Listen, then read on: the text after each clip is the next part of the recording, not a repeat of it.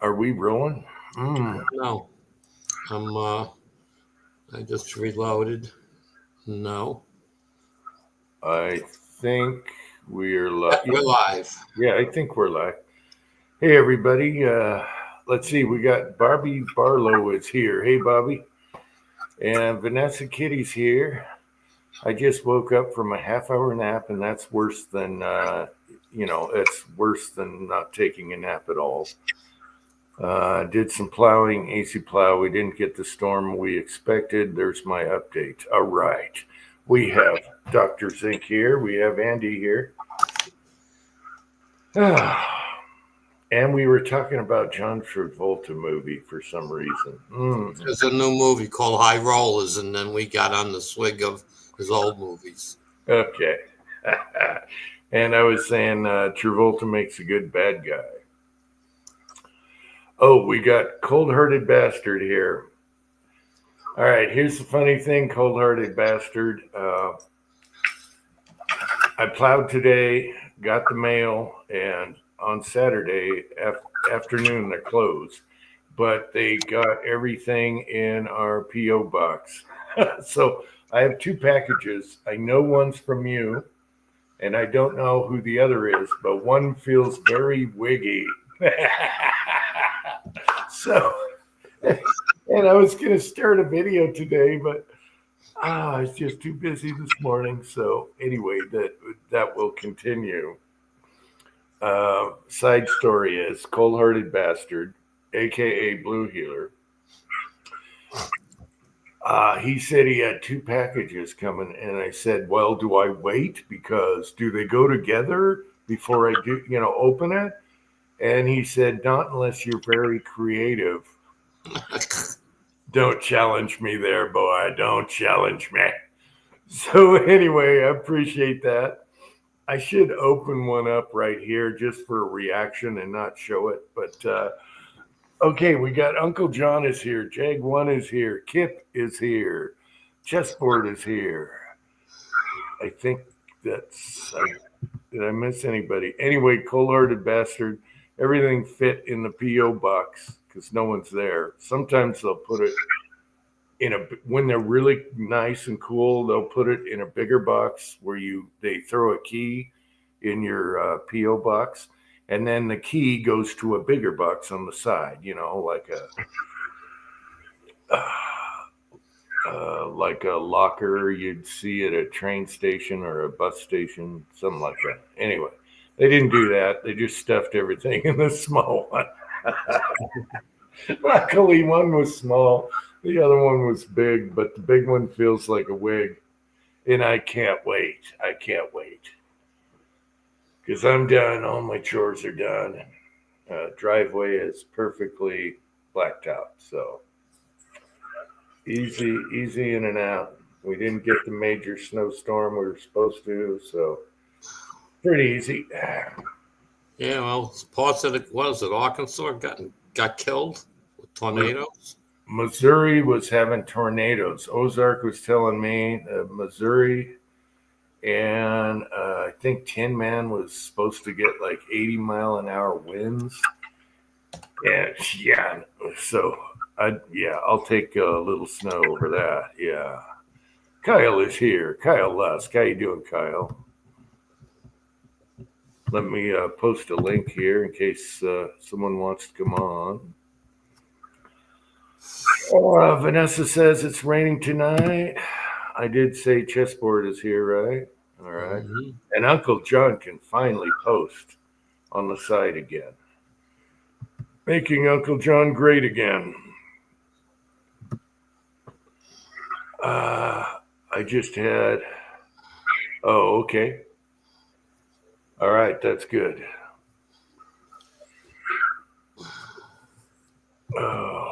Yeah, it's crazy out there. The weather and what's going on around the world right now. Oh, they're up at the space station. Did they reach it yet? I knew the rocket took off. No, as far as I know, they reached it. Wow. I hope the astronauts come back. They're 8 months. I mean, that's not good for your body. And it was all political. So thank you, Musk, for getting them back down. Yeah, well, Boeing lollygagging. Mhm. we'll find out what long space does now. It's actually 9 months, so Yeah. they'll be able to examine them and see what real effects it had. Well, if they come home safe, hopefully they do. If they do, it's another uh, a brownie point for Musk because everyone's destroying the cars right now, the Teslas. Oh, they arrested a couple of them already now. They got some car dealer owners started burning cars, and they got them. Well, you had people that were buying them just to destroy them. And how stupid is that? You still owe the money. Yeah, one was from Seattle, and why don't you give it to the homeless? It's right next to you on the park, on the. Yeah, but that did nothing for them against Musk, so they had to do something to it. Michael is here. Hey, Michael. The thing is that would be considered arson. Yeah. Hey, Kyle. I forgot all about. We're a day late. I got a hat 5 seconds away. You know me. I got a hat 5 seconds away. Are we gonna do the hat thing? I don't know. I don't think I have a green hat. I just had this one 5 seconds away and thought I'd throw it on real quick. Yeah, I thought the meeting with the guy who's running Ireland right now was pretty funny because they asked him about Rosie O'Donnell. And he had no clue. Whoever that reporter was says, "You have such a nice country, friendly people. How on earth did you let Rosie O'Donnell live in Ireland?" Hey, I see Uncle John is replying in the side chat. I know, he works again. Yes. Yeah, last week I think it started, right? Yeah. He changed tablets and boom, magically it works. He works, I don't, so that's why I'm here. So, well, Uncle John's retired now. So yeah, I thought that was hilarious, and people are still ripping on Rosie O'Donnell, but at least she moved like everyone else promised they would. All the other celebrities. Mm-hmm. Where's De Niro? Why didn't you move? Yeah. Anyway, it's really weird times, really weird, and we just bombed the Houthis, so that's the picture here, the Houthi with their armament. Yeah. What is that? A Rubbermaid trash can over a 2x12? I don't know, but they're messing with they were shooting at our ships, okay, or our cargo ships and stuff, and Trump's like, no, we don't do pirates around here. So boom. Bye-bye. Boom, they got a taste of it today. I love having a coherent president, that's coherent, way less embarrassing. I don't care how maverick he is and people don't like, how his personality. I take him every day of the week. Yeah, well, it's okay. You've seen all the shit coming out about the signature machine that Biden didn't sign anything. Yeah, I know. And now they got the log books. They were examining the log books. Obama spent more time in the White House than Biden did. Yep. We all knew who was running the show. Oh, yeah, we knew it was a third term. He even talked about how great it would be if he could just sit back in his basement and run the country with a puppet. He talked. He's caught on camera saying that. Yep. And that's what he did. All the globalists, whatever. Well, goodbye. Now it's time for repercussions. So, anyway, every day is popcorn day. Some stuff I don't agree with, blah, blah, blah, but it's a hell of a lot better than being so embarrassed with a zombie. That's true. Oh, pathetic.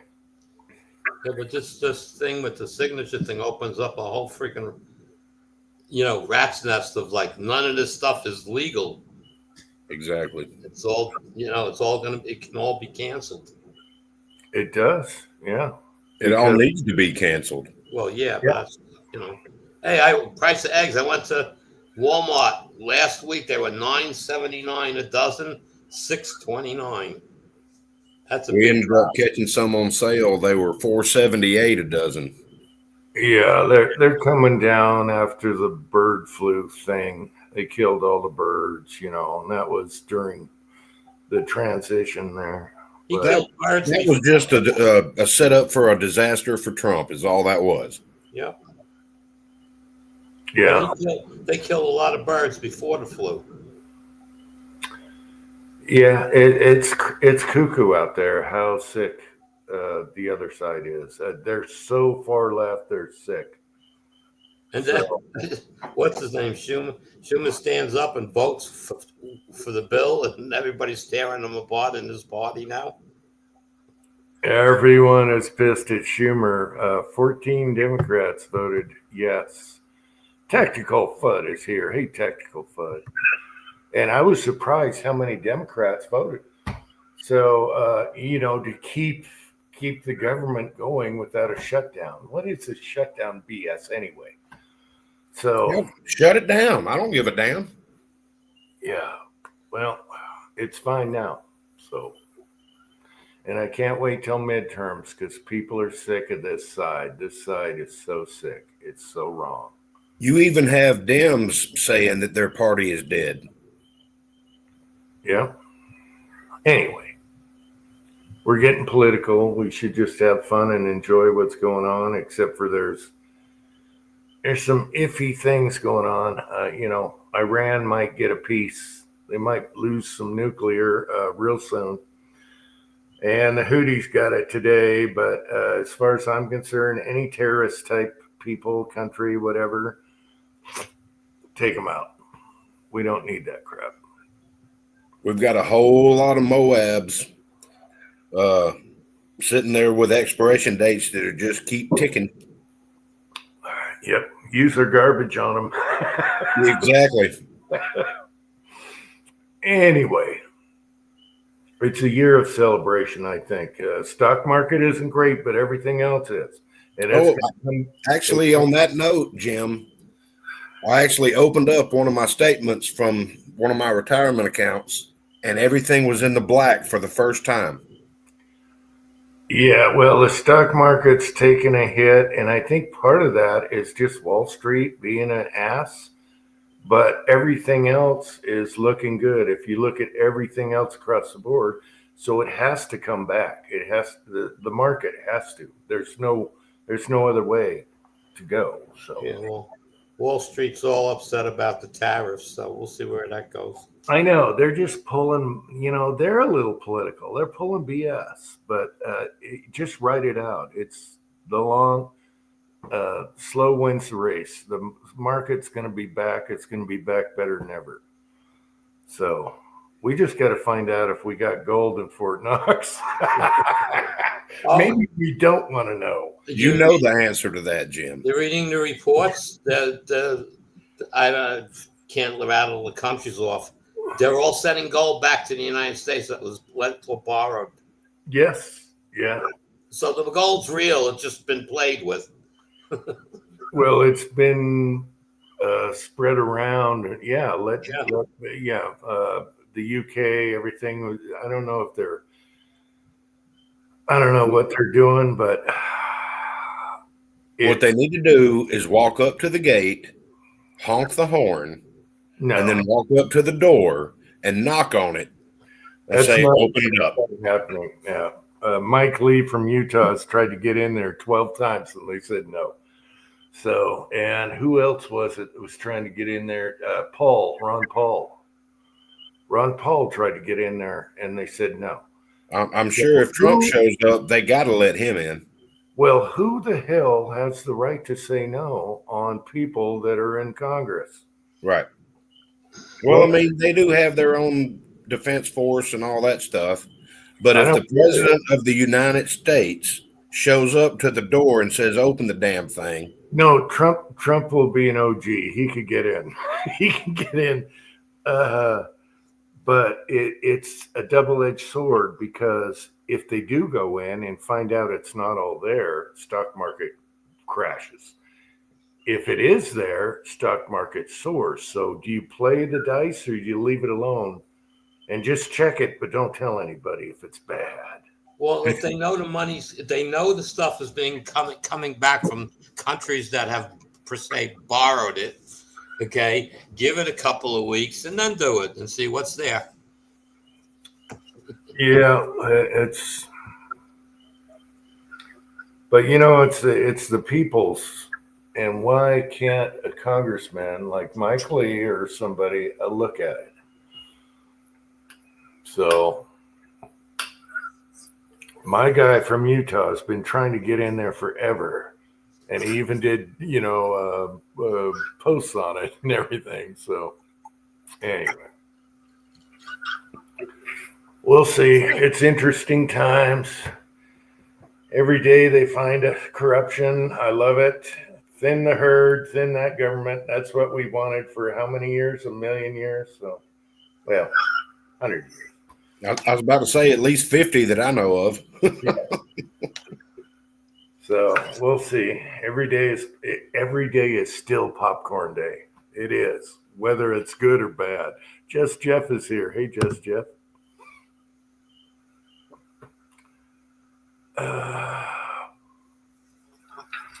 I don't know. I haven't heard about that. Okay. Yeah. Anyway, the news is actually more fun than watching a sitcom. Oh, it is. I'm gonna have a smoke here. I don't know if y'all watched the Greg Gutfeld show, but last night's was hilarious. There's a reason he's number one on late night. Yeah, I don't watch Fox because of the Murdochs, but I do watch through someone else, like on YouTube, that shows what they did, type deal. Just so I don't give them the ratings. And yeah, I don't even have TV in my house. I've got Netflix and YouTube. So there you go. I'll watch it the next morning, or if I'm up late enough, I'll watch it that night. But it was hysterical. Dr. Drew said something about a backhoe, and Tyrus, the big guy, he said, that's the one you leave at home. You take your front hoe out to parties. Oh, bad. All right, we have Andre D'Angelo is here. Andre D'Angelo. Good to see you, Andre. Yeah, that's pretty funny. I guess he used to be a MMA fighter. Never seen him fight. No, he was a wrestler. Must have been a Scrump League wrestler. Okay. He doesn't look like a wrestler. Anyway. It's fun to be live here now that I woke up a little bit. What do we got? 21 on here. We got lurkers in the background. All right. Good to see you guys. So, Andy, how's it going up there in New York? It was a nasty day today. It wasn't just very damp. Like if it was any damper, we would have had fog, I guess. No sun, light wind. I don't know. I went doing morning shopping. I come home. Okay, I'm done. I got to run to Home Depot, which is like 5 blocks away from me. to get some more paint because for the house will work. And I pull out of the driveway, put it in drive, go down the block, and all of a sudden here something dragging. My muffler fell. Oh no. Well, it only happened within a couple of blocks of my house, so I said, "Okay, be smart. Don't back up." Yeah, there you go. All right. So I was at an four-corner intersection, so I was able to just make the turn, come home nice and slow for 3 blocks, whatever it is, and turn into the driveway, and it was all attached. I said, "Okay." Which caused I want to go outside. I wanted to go out and put some wire around it or something, but it was just such a nasty raw day. So hopefully tomorrow, So because I got it up into my friend's shop, and it came off the hanger or what? I think the hanger broke. Yeah, sometimes they got that rubber. Well, I don't know about newer cars, rubber strap. Then I think this is a rubber strap, the back one. Okay. So I think I replaced it once. The car's old. It's a 2008, but there's like no rust on this car anywhere, and it runs like a champ. It's a Hyundai Elantra, 2008. Runs like a charm. So I'll bring it. I'll have to tie it up with something. I'll get it to my friend's shop. I'll just drop it off. He said, "Yeah, let me take a look." He said, "We've never changed the exhaust system in that car." He said, "I know we've done the hangers before." He says, "But never an exhaust system." I says, "Yeah, well, I think, it's due. It's like, it costs, 17, 18 years old." I said, I think it's due. It doesn't make any noise or anything. So hopefully it just needs a couple of hangers and I'm good for a year. Yeah, it might just be the rubber hangers finally let loose on you. Well, we changed them. I'm trying to think 4 years ago, maybe. So I can't believe that they only lasted 4 years, but whatever. Hey, a couple wraps of baling wire will last for years. I got some right here. You want to see it? Yeah, I gotta find. I know I have a spool of it somewhere. I'm 2 seconds away. Right behind me is a roll of baling wire. That and duct tape are your friends. Well, not on my exhaust. The duct tape won't help. No, the baling wire. You wrap that up. You wrap that up about 8 times with baling wire. And it's good to go for a long time. Yeah, like Home Depot's only, like I said, 5 blocks away. So if I have to go get some, I'll pick them up. I don't know if I have any. Yeah, duct tape on exhaust does not make music. It makes noxious fumes. Well, it's the tailpipe. The hanger is actually on. It's like a 6-inch piece of pipe that comes off the muffler out the back. That's where that back hanger is. So, I mean, I don't know how. I guess that gets hot too, but not as hot. I have stainless steel tie wraps. So I always keep this handy. I always got bales. I only got to make it to my friend's shop. So I'm kissing it. Baling wire is my friend in the backyard when swingers go bad. Anyway. We got Hobbies. Hobbies is here. Hobbies, we want Alberta, okay? Can we make Alberta a state? They got the oil. They got everything, and they're conservative. Can we just make Alberta a state? And we won't get screwed on votes if we did. Anyway. I think Trump's just joking around with the 51st state and everything. He's just putting pressure. You know who you got now. Trudeau went down. Now they got a guy that's even worse. However, your conservative guy, Pierre, if he gets in, I think him and Trump will get along beautiful. No tariffs. Everything's going to be good. So everyone's got to vote for that guy. Yeah. Well, they already backed off the electric tariff, so.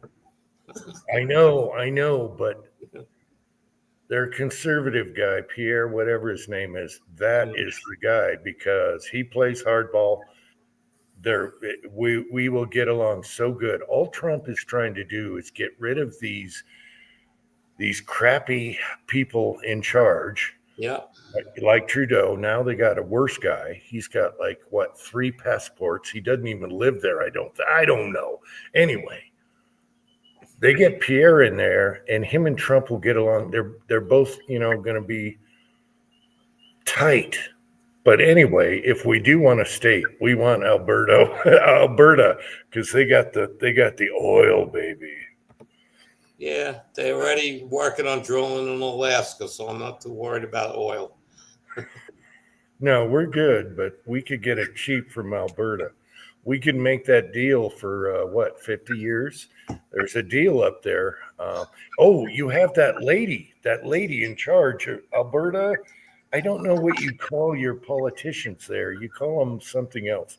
She is good. So, and she is a Trumper, actually. They could get along awesome. But that's just Alberta. It's not the whole country. Anyway, we'll figure it out. I hope Canadians don't hate us because of this, because we love them and they love us. We're all together. You just need a better leader. We had Biden, so we can't talk. We can't talk at all. We got dirty laundry also. So there you go. Well, we do have one thing in our little bread basket. We've got the only president in U.S. history that's ever fallen upstairs.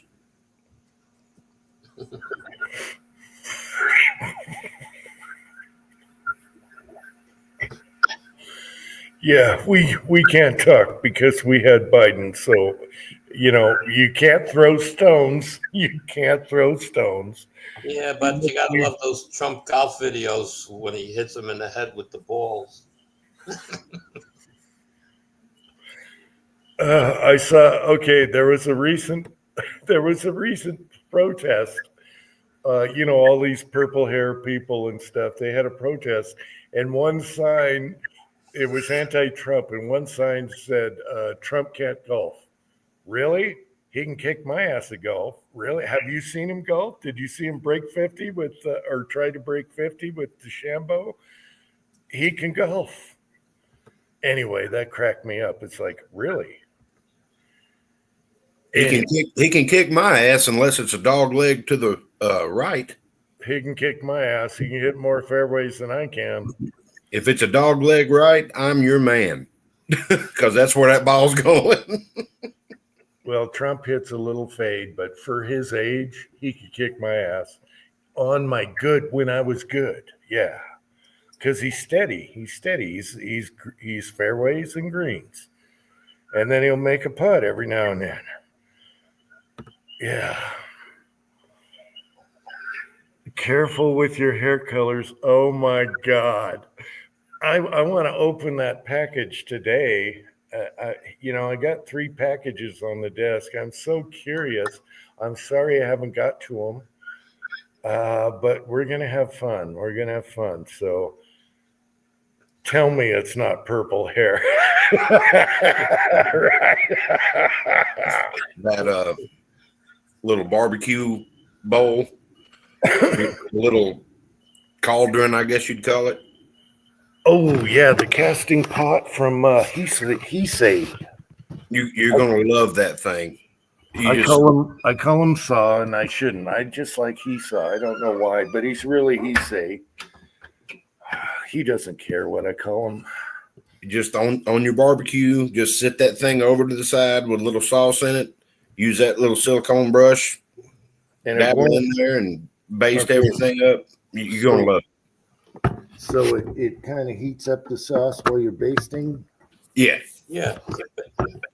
All right. I've never had a little. He says always sending me stuff I've never had, magazines I never had before. Oh man, my tongue was hanging out, drooling when he gave you those 2 magazines for that Beretta. They fit my Browning. That's why. Yeah, you got the BDA, and those are real. Those are real Beretta. Yeah, I got cheap and bought some Megars, which are the same maker, but to have the Beretta on the base is awesome. I mean, I don't remember whose I got.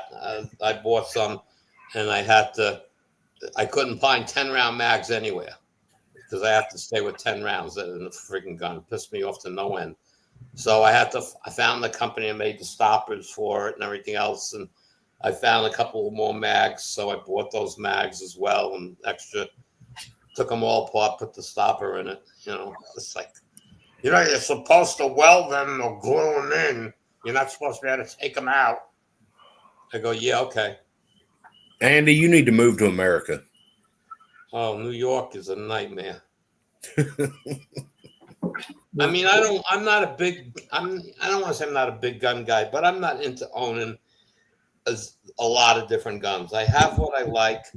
I enjoy what I shoot. I don't need to add something else to it. It's not necessary because I enjoy what I have. So to me, New York ain't killing me other than the fact is I used to be able to carry and I can't no more. Yeah. Well, they've been working on that also. Yeah, well, they ain't getting anywhere. That's, I just got stuff in from the NRA today. A whole big thing with letters that we signed. The letters all going to the Big Five in New York State, or to tell them, we don't. This is wrong. It's unconstitutional. That kind of stuff. So they have a big thing push for that right now. So whatever. I mean, I live out in the suburbs of New York. I mean, I don't live in the city. Long Island is highly congested, so it's really not the suburbs. I mean, it's not like going upstate New York and your neighbor is 5 miles away, but it's different on the island. But we still have a lot of, the no gun baloney stuff on Long Island, and it's not a big push or anything like that. Nobody's like showing up at the ranges protesting or any of that kind of stuff. But it's just that, it's like I'm afraid to tell people, you're in conversation, somebody new, and you're bullshitting. I'm afraid to mention anything about them because I don't know where they stand. Let's see. Garage Guy is here. Yeah, but things are changing. Even Hawaii. Hawaii, of all places, Hawaii with the worst gun laws, are switching stuff over so they don't have to go through hoops. They just had a judge pass 2 laws where you had to go through these hoops. You had to buy the gun and then show it to the sheriff that it was acceptable as far as functioning. Anyway, they killed those 2 laws. So I think things will be turning, and hopefully we get 8 years instead of 4 years. You know what I mean? As far as our side. Hopefully we get 12 years. And things will change. And then reciprocity, throughout all the states, you should be able to carry in any state. Okay. Reciprocity. There you go. Thank you. The monkey can't say that word. So hopefully that goes through for the states that you can't carry. At least if you're in a good state, you can go there and carry. And there you go. I mean, right now, have you guys been kept up on what's happening in Britain on the stabbings? I've been hearing a lot about it. I'm not following it though. Wow. Okay. So I thought they made knives illegal. No, in England, there's a lot of random stabbings, and guess who they're from? Immigrants that are a certain religion. Okay. Look at see the airplane. See this guy right here? People are getting stabbed randomly, right and left. It's all over the place. It's every day, and it's because of immigration, and they're just randomly coming up to people and stabbing them. And it's a huge. Look it up. So you're saying what you're saying is criminals don't follow the law? Well, I'm just saying certain immigrants of a certain religion. I'm not going to say anything. See my finger? See Mr. Winky? I see Winky. All right. Just saying. Anyway, it's a huge thing right now. And the worst part is the person in charge, mayor, what do they call him over there? The governor or whatever they call him, is not doing anything about it. Prime Minister. Whatever it is. I can't keep up with these different. And it is out of hand. It is out of hand. So If you guys have been keeping up on that, it's an immigration problem, and it's a certain Mr. Winky here on the airplane. That's all. Just Jeff told you how to pronounce that word. I don't know if you've seen that comment yet. Who, what, where? Just Jeff. Bottom last post.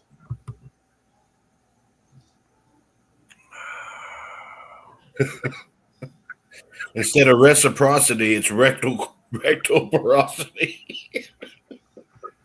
Anyway, if I was in England, what is the main city? What is it? Damn it, that's where it's happening. Where's the big building? What's the main city in Britain? Anyway. London? Yeah, that's where it's happening. And if I was living there and couldn't carry a gun, couldn't carry a knife because you have no rights, I would carry a cane. And that cane would have a steel rod in it. And if anyone came at me with a knife, a foof! You go full Willie on them. A foof right across the forehead. Yeah, you got your distance. You got your 3 feet. Guy comes at you with a knife. If he's close, you just poke him straight, right? You could legally carry a cane in England. Why are people not carrying the canes? That's what I got to say. That's the only way you could defend yourself.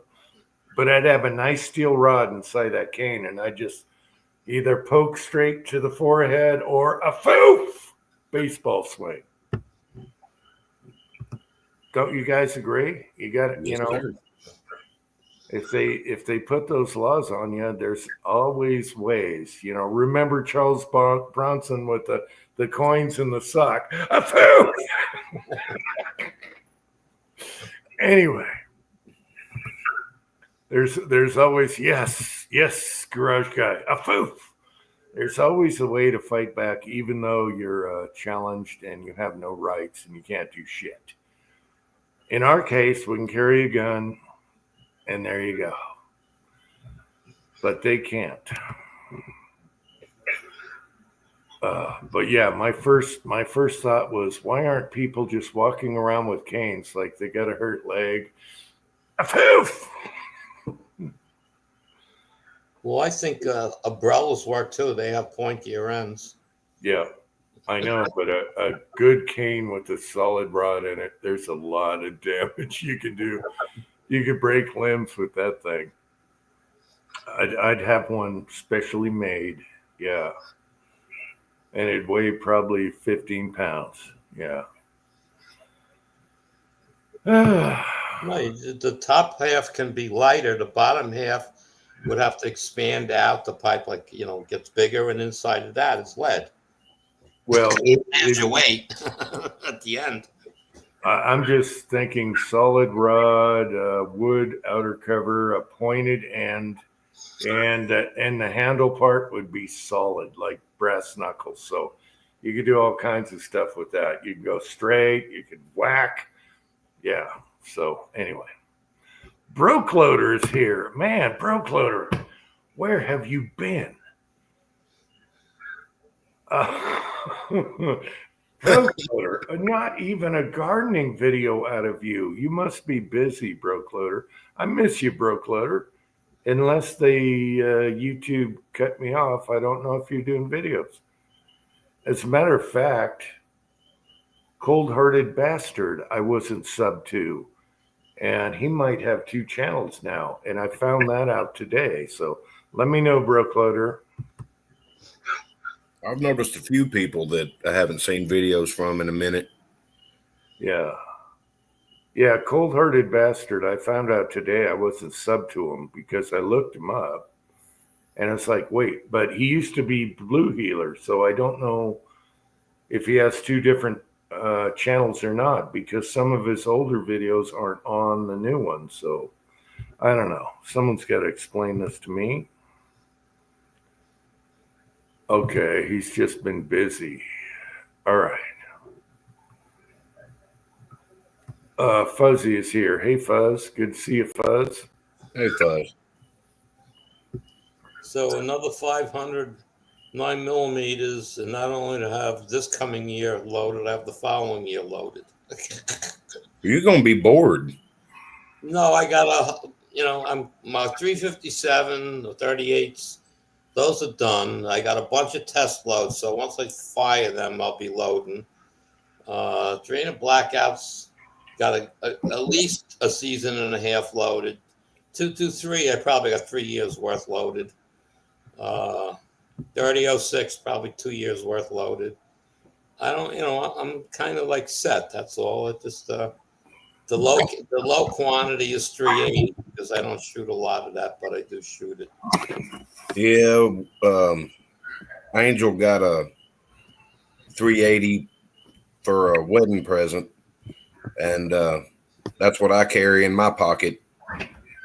And I got to load a bunch of it, but we shot a lot of it, so I got a bunch of brass to play with. That's the LCP Max. Yeah, Hell yeah. That's a good little pocket pistol. she loves it. Yeah, here's my problem. I got more dirty brass than I got loaded rounds. So I need a lot to load, yeah. I Jack, got to work on my 308s and 30-06s. I've got enough, but you always need more. Jack, that was only to try to persuade the press to work better. Didn't work. That was a good video, though. Yep. Oh, I gotta get this. Loading on the Dillon and Drag. What? You gotta go see the video. It's a spoof video based on something UJ said. You haven't seen the video, Kyle? He's in a wig and a full getup. Let me make sure I'm still even sub to Andy. Hang on. He's in a wig and full boobage. Awesome. UJ. Are those ducks? Are those Yes. $8 for 30 of them. Okay.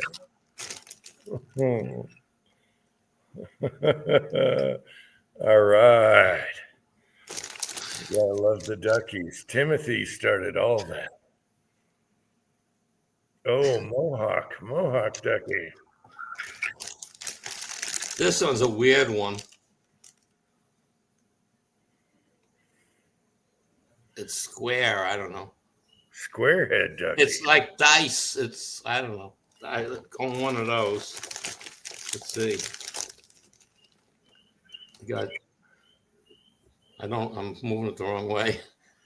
Yeah, it's hard to do with a virtual background. Yeah. Yep. They unsubscribed me, Andy.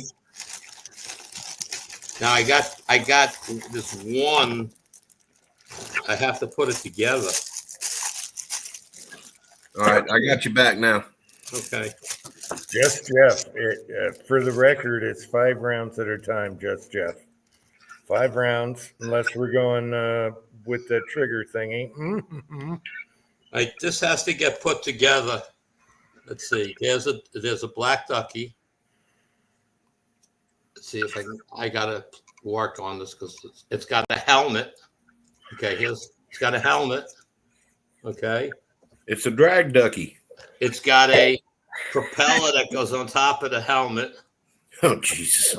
It's got sunglasses and a chain.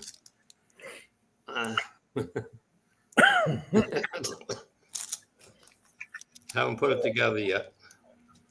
But I don't know. And somewhere in here is another one, but I'm not going to go through the bag to find it. Now, wait a minute. That one had a helicopter? Yeah, this has it's got a it's the black duck. He's got. So it's a drone. It's a drone gangbanger ducky. Okay, so it's got a helmet that I got to mount the blade to. Okay. But then he's got a chain, so he's a drone gangbanger ducky. I've never heard of that one. They don't have a real. I just saw this one. This one was $250 by itself. That was expensive, but since I was $75 on all of these, I figured for an extra few pennies, it's not a big deal. But then, of course, the wife attacked him because she's, oh, that one's so cute. Can I have him? There's another. Well, do you know what you need to do for those certain nights? Put the duckies all in a row going to the bedroom.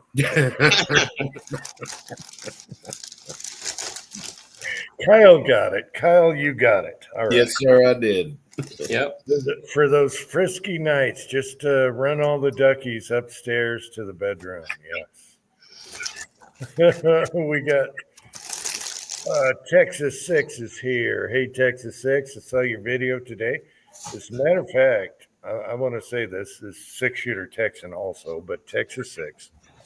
I have to say, I enjoyed that video better than the competition videos because you guys are practicing, you're talking about stuff. I really enjoyed that video. And it's setting up for the cowboy shoots.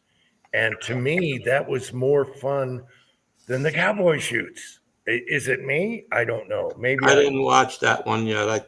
He posted it today. Yeah, I saw it. I just running around trying to get things done, so I only have so much time in the day to watch videos. So I enjoyed it because they're just going through the motions and stuff, and I found that really, really fun. All right.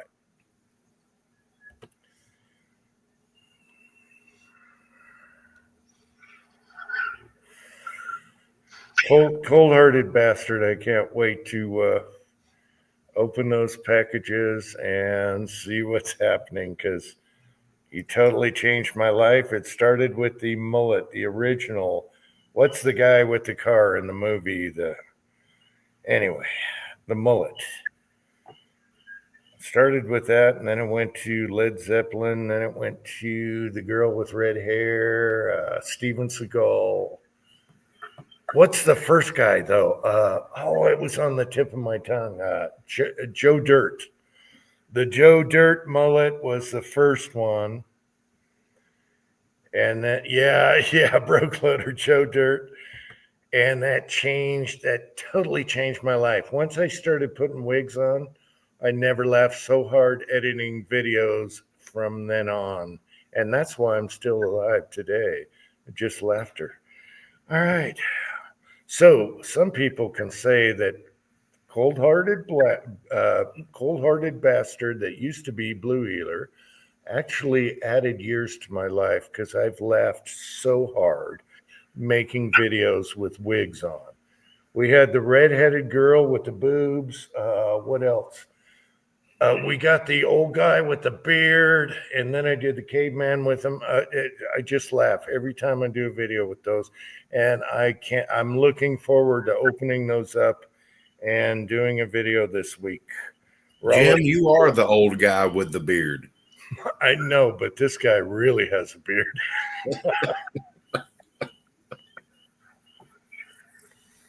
We're sitting here waiting on this storm to come in.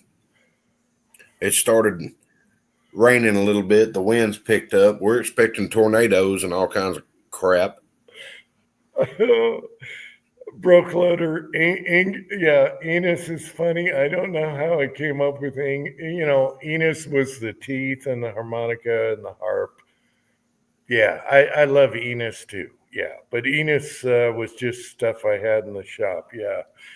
Anyway, yeah, you gotta love Enos. Rhymes with anyway. Venus. Yeah. You're welcome. Anyway, I want to thank you guys. That actually is why I'm still living. Just laughter. It's the best medicine ever. yeah, Kyle, the video when you watch it, it's on reload. I'm having issues with 9mm. When I'm loading them up, the cases are bulging and they don't fit in the case gauge. So it's not all of them. It's like one out of 12. But it's a pain in the ass. And so we've had some discussion on it and stuff. And I tried everything on it, but I've kind of always had this problem. But 98% of them or 99% of them chamber, so I never really addressed it. Okay, so I'm using an actual chamber gauge, two different brands, and they don't go in. What kind of firearm you shoot them out of? Ruger PCC. Really? Yeah, they shoot fine. They plunk, but that's not the point. You got to see the bulge on the case. It's like you look at it and it's going to create weak spots in the brass. Okay, But I mean, that's a supported chamber, right? yeah. Oh, it's not the brass is sized perfect. Don't has nothing to do with the sizing of it. Drop the powder, put a bullet in it, plunk it down, and at the base of the bullet, the case bulges. Like the bullet's too big, and I went through. I tried store-bought head, plated ammo, stuff like that. I try everything's doing it. Okay, I just have to run. I have to run it through the ones that don't go in the case gauge. I put through the Lee sizing die, and it fixes them. Okay. Well, I don't want to say it fixes them, but they will drop into the case gauge. It makes them work. Yeah. Okay. So, and again, 99% of them, if I didn't touch them, would chamber. All right. If it fit in the Lee brass checker, it would chamber in my gun. But that thing was the brass swims in it. It's big. So I actually went out and bought Wilson's and Sheridan's chamber gauge. And the Sheridan's with the cutaway, I believe. And they almost all go in there. Maybe one out of, if I have 15 bad ones that won't plunk in the Wilson, they will plunk in that, except maybe one. And it doesn't. It's not that it's way off. Okay, it just won't go fully down, but it still chambers in my rifle. And everybody says, if it chambers, don't worry about it. I'm sorry, I want it to fit the gauge. Okay, Jeg is asking the Lee factory crimp die, or are you using a Bulge Buster? No, when I'm using, I have the Dillon Square Deal B, so it's their die. Yeah. Okay. And yeah, I use one of those too. Yeah. Now, when I was loading it on the Lee Pro 4000, I still had bulge cases, but the Lee die, the Lee factory crimp die, fixed it 99%. Yeah. And like I said, I almost had, if I had 1 out of 500 that didn't chamber, okay, that was a lot. Okay, so I never paid much attention to it. But I bought the Dillon specifically for 9, so now it's set up specifically for 9, and you physically see it happen, and it's like there's no way to fix it. I tried. I took I have a 354, a 354 sizing bullet sizer, and I forced the lead bullets through there and the zinc bullets through there, and they even undersized, it still bulges the case. So I can't figure it out. That's weird. That is weird. I do a ton of 9 and I do it fast. And I do again with the Lee dies on the Pro 4000, it bulges, but not as many as I'm getting off the Dillon. I've never had a single problem out of my Dillon with the 9mm. Yeah, but it's a Square Deal B, and it's a proprietary die. Right. Smaller okay. size die. And I called Dillon once on it already, and I says, look, I says, I am trying to find the serial number on this press. I says, I'm pretty sure it was bought in 88 or in 89 in the beginning when you first really released it. I said, the guy that owned it says he got it at the end of the 80s. So, and he loaded tons and tons of stuff through it. Do I have a problem dies? And he says, well, probably not.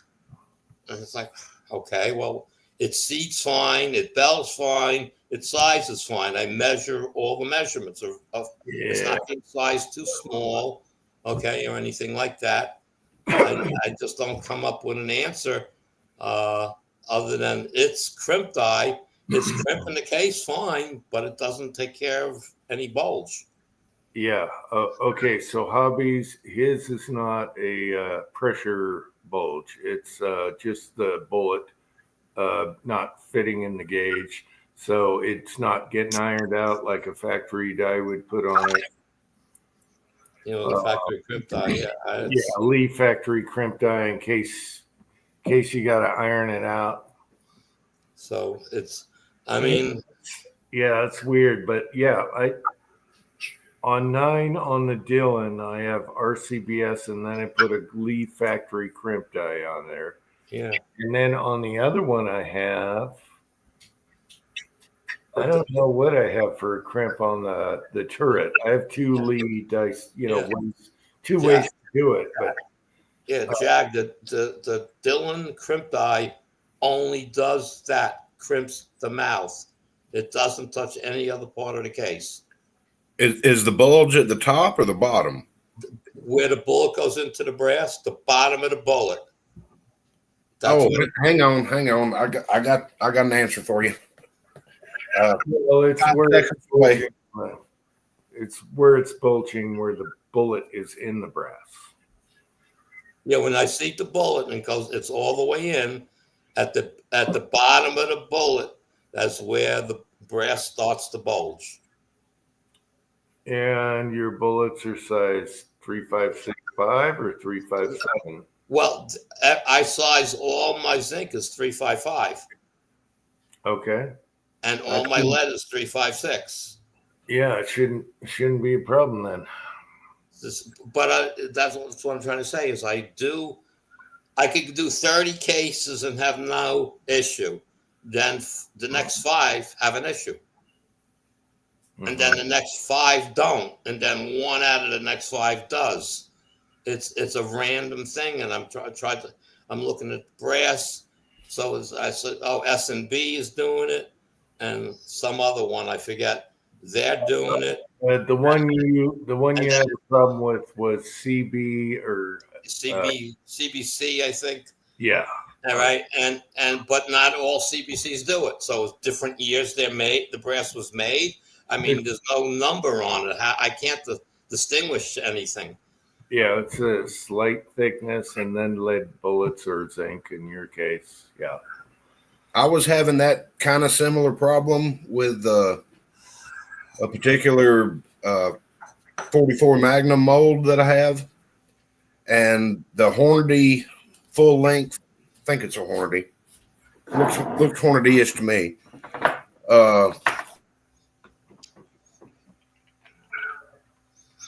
Factory crimp die. It solved that problem. Yeah, but that's what I'm saying. The Lee solves the problem, but you can't squid it into the Dillon. Yeah. Oh, okay. All right. I got you. I'm saying it's a proprietary die on the Dillon. Yeah. Okay. I got you now. All right. Well, So because his press doesn't take standard dies. That's right. Right. Yeah. It just clicked in my head. Yeah. So I mean, if I could put the Lee factory crimp die in there, I'd be fine. But you could load them all and then go and run them through on a different press. Single stage. I don't have to run them through. I'm dropping them into the case gauge. The ones that don't fit get dropped in the tray. The ones that fit go into the box. Okay, and then I'm done with like 30 or 40 rounds, and I'll have 3 or maybe 5 or even 8, whatever from that loading. That 5 minutes of loading gave me, and then I take those and on my the other press, the All American 8, I got the die in that, and I just go clink clink, drops. They don't all drop in the Wilson gauge. Some of them don't drop all the way. They almost, but they drop right into the other one. So as long as they drop into Sheridan, I'm happy. So you are taking your rejects and running them through a yes. Okay. Yeah. There you go. Yeah. It's just a time consume. it's another step that's Yeah. slowing me down. Yeah, and we hate extra. Yeah, I know. We hate Well, extra. I don't mind so much. I'm trying to solve a problem, and I don't understand why it's happening. I can't come up with nothing. The guy says, "Well, the Dillon die only does crimps the top of the case." I'm aware of that. Okay, I says, Yeah. but I says, but why am I getting the bulge? What's causing it? Give me an answer. Are you lubing the cases? Not when I'm loading. No. You don't have to if you got carbide, but What about- okay, let's address Kip here. Kip, it's not the bulge thing, it's the bullet thing. Yeah. And 9mm, there really isn't a real bulge buster for 9. It's for Makarov and 380 and 45, and it's not 9mm because of the taper. No, you take the die and you use the Lee, the Lee bulge buster, and you use the Lee die, and it works. Which one? If you're gonna do 9, they don't make one for 9. So some people, there's a trick. I found it. some people use the Makarov. I bought the Makarov. It doesn't. I don't have a bulge. I did have some brass that did. Yeah, 9 should. It was cheap enough. I bought the bulge buster with the Makarov, and it worked on some of it. And then somebody said, "No, you don't need that die. Use the whatchamacallit, the Lee crimp die. Take the crimp section out. Just push the bullet through." That was the first. First little band.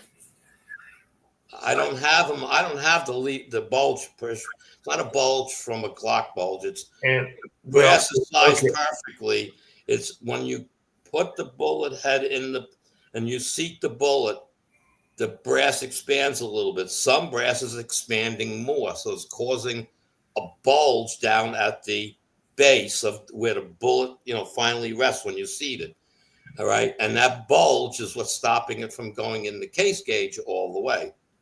Yeah, and what I got to say is, if you bulge a 9mm, which doesn't have a ton of pressure, your chamber has a problem. So people, if you find brass that has a bulge, it's either a really bad AR 9mm PCC gun, or it's got a really nasty chamber. Usually 9 will never bulge. It's not got the pressure to bulge. I don't have that problem though. I mean, my brass is barely takes anything to size. There's like, there's almost no effort. I mean, let's face it, like you, I can size it on the APP with no lube, boom, and go 100 miles an hour. Yeah. If there was a problem with the shell holders wouldn't hold the brass, you would be pulling brass out left and right if there was a problem. It's no problem sizing whatsoever. And I have different sizing dies. I have the Mighty Armory, the Dillon, and I've done that. I've run different, taken brass and run it through the 3 or 4 different sizing dies that I have, and I measure them. They're all the same. So it's not like I have a die that's sizing too small and its case is being forced to expand when I load it or something like that. I've checked it all. So I don't have an answer for why it's bulging when I put a bullet in it. What you have is a conundrum. Mm-hmm. And Dillon was like, Enigma or a cluster. Yeah. Dillon was of really no help. So Brutal Bob is here. Hey, Brutal Bob, how are you doing? Yeah, we've had that discussion. Okay. I can take 30 rounds of CBC brass, which is one of the ones that bulge, and 20 of them won't and 10 will. So you know what though? I like CBC. It shoots really good because I'd put them in separate them and I shoot groups, and I really like CBC brass. And S&B brass does the same thing. Okay, you could take 20 of them and 18 will load fine and 2 won't. So I mean, it's a very random thing. The other brass that I see that it happens on, and it has not so much to be brass brand, but brass that has that little ring around it, like where the bottom of the bullet would be. Those bulge, but not all of them. So this is what the problem is. There's no reason that it is. And I mean, I've gone through. I have the APP set up with the bullet sizer, and I'll take 10 of them and size them and measure them. They're all 3.551. Okay, and whether it's I put lead through it, or I can size them all to they all sizing the same. I let them sit; they don't expand. I think I've tested things because zinc is the biggest problem with zinc is it doesn't compress. It's not going to bounce back. Okay, but I'm just saying it. It will bounce back. It's hard. Yeah. Yeah, it's hard. All right. Yeah. But I have the same problem, like I said, with plated bullets, which I had a ton of. Okay, the brass bulges. I have the same problem with lead, which is a little thicker diameter, 3.56, and it happens with that. And again, the amount of bullets that bulge is about the same for each type of bullet that I use. That makes absolutely no sense whatsoever, man. That's what I'm trying to get at. So it has to, like Hobbs says, thickness of the brass. They made it this year and the year before, and something changed, and brass is thicker or thinner. I don't have the answers. I can't. I'm not going to start sitting there measuring every case and separating them, and then find out if it happens with the thick ones. And because, like I said, it's random. Yeah, I think it's your crimping die, because I just run the Dillon everything works. But you can't put a factory crimp die on your end. So right. I mean, you're not in that press, So somebody said, "Well, you worked in a machine shop. Why don't you buy one of those dies and bring it to the machine shop and have it match the size of the Dillon, tool it down and thread it and put it in." We got Mr. Rollis is here. But I'm content with it. I just wish I could solve what it is. Yeah, you just got to weed out the few that don't work and then put them on another press and fix them. Well, I have a small table that I'm loading the Dillons on, and I load 30 to 50 of them, and then I stop and I take that batch to the other desk, put them in a tray, and just drop them into like a little square tray. All right, I pick it up, put it in the case gauge. It fits. It goes in the good box.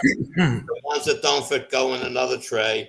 When I finish that 50, and I could have 5 or I could have 10 that didn't fit. And right next to me on that bench is the All-American 8 set up with that die right there. So I just go over and go clunk, clunk, and test it. It's good. It's just aggravating. Well, there should be a solution to it. I know it's kind of tough, but if you could put the factory crimp on there, because to me 9 is like something I never trim, I never worry about. I just yak them, and that is like the easiest. I just yak 9s all day long. So where on other things you take more care, 10 millimeter. Any Magnum, you check them, you trim them, all that stuff. But 9, But even 357, I trim it once. Yeah. Okay. And same with my 38s. When I pick up range brass 38s, I have a trim like I have all my brass trimmed to, and that's it. Okay. And I never touch them again. They usually split before I'd have to do anything.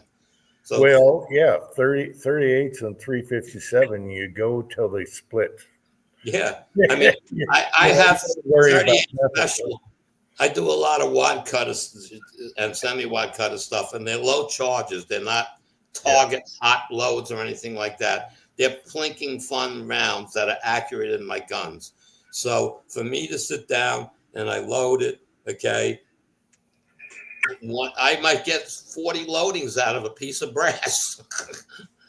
Yeah, Mike. Yeah, it happens with certain brands of brass. With him, 380 is the worst, actually. I have no trouble with 380. Well, 380 is the worst as far as lengths and everything. 380 is all over, and then 9 is kind of all over. But if you just can't put a factory crimp on your end, so you can't yak them out. No, So you got to go back and yak. Yeah. All right. no, the charging die again. I'm not arguing with anybody. The charge, okay. I have it. The one I can tell you which one is going to bulge the case.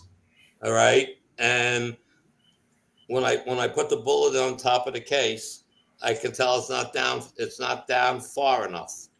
Okay, so I take that case out and I put it through the expander again, and it doesn't change. And the brass, then I'll size the brass and check the length. It's the correct. It's fine. So it's got to be thickness of brass or how soft or hard that piece of brass is.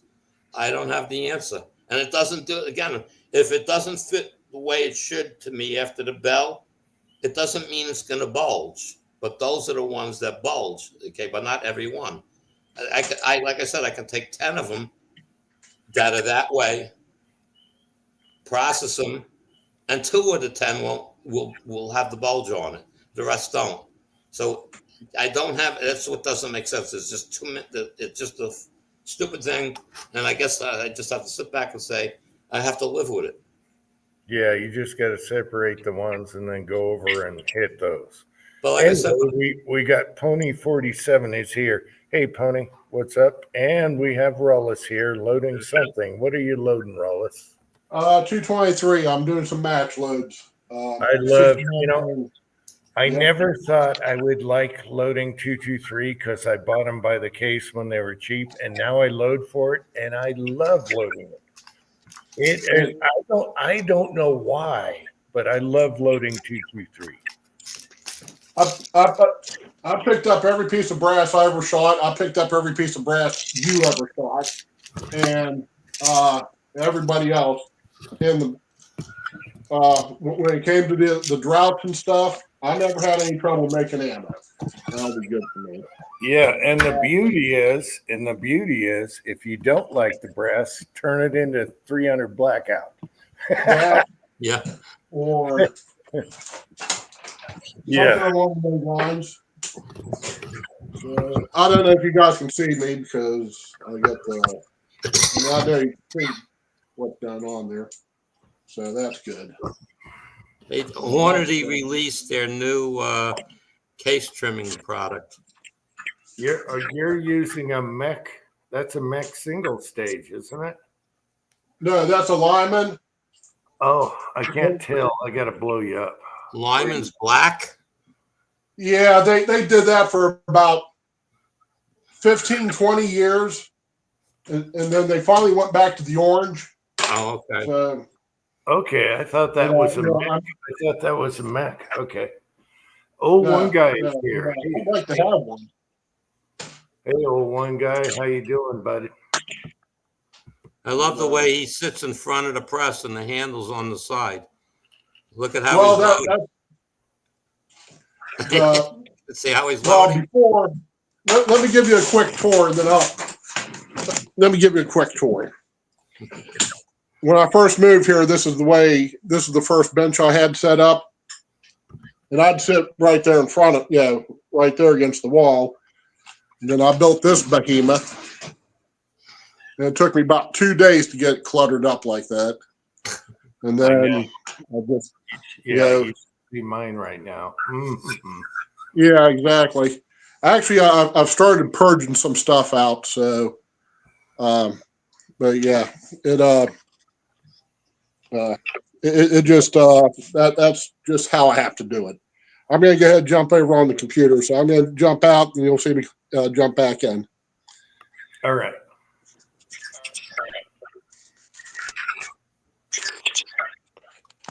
Yeah, it's 223. I set up. Well, actually, not anymore.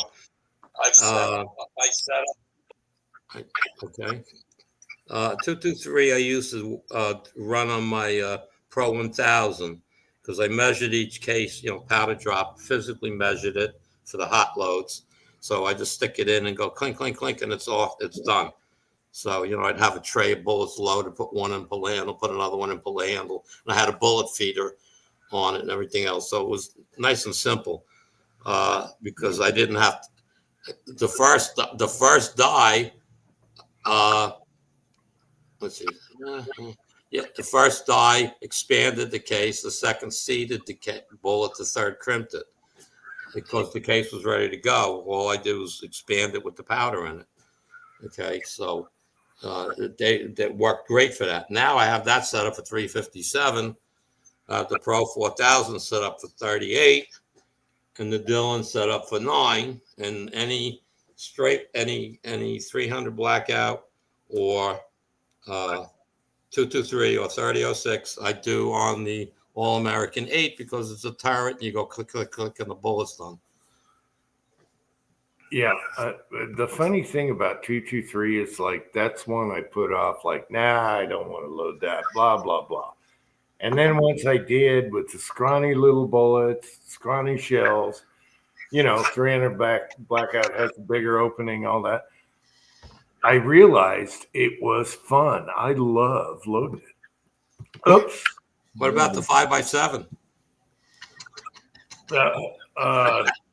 No, the 5.7 by 2.8. Yeah, whatever else it's called. Yeah, that little monster you got to keep up on 1/10 of a grain, and you got to be careful. Yeah. That one always looked annoying. I like loading 5.7 also, but you have to be very aware when you're doing it. But you're loading, what are they, 40 grain bullets or something? 36 to 45. Yeah. So, That's what I said. I have a nice bullet for you in zinc whenever I someday get you out that box. But no, the 5.7's hilarious. Takes little powder, easy bullets, but you have to watch out for your 1/10 of a grains when you get up there. Yeah. Yep. That's the only difference. But I like doing that too. It's just you got to be focused when you're doing that. Yeah. Yeah. I mean, it's probably physical bullet is small compared to most things that you're loading. Even 223 bullet is bigger. If I had it, I would at least be able to load for it. But the 5.7, I don't know if I'm interested in that particular caliber. Well, it's fun. There's zero recoil, and it's scooting. And PSA right now, you could get a pistol for $300. Right. Oh, I'm not. It has there are advantages to it. That fast little, just it's the same theory as the 223. A small bullet traveling really fast. Yeah, the beauty is the capacity in a lightweight pistol. The pistol weighs nothing. When you hold the pistol, it's like cardboard. And then you got 20 rounds plus in there. Yeah. Yeah, well, you think those things are honking. Wait till you shot one of these sinkers. Yeah. Yeah. So now back to Andy's problem. When I encounter that, let's say I make 1,000 rounds, I'm probably going to have 75, maybe 100 there. They just don't fit the gauge perfect. Those go in the seconds box, and I shoot them up.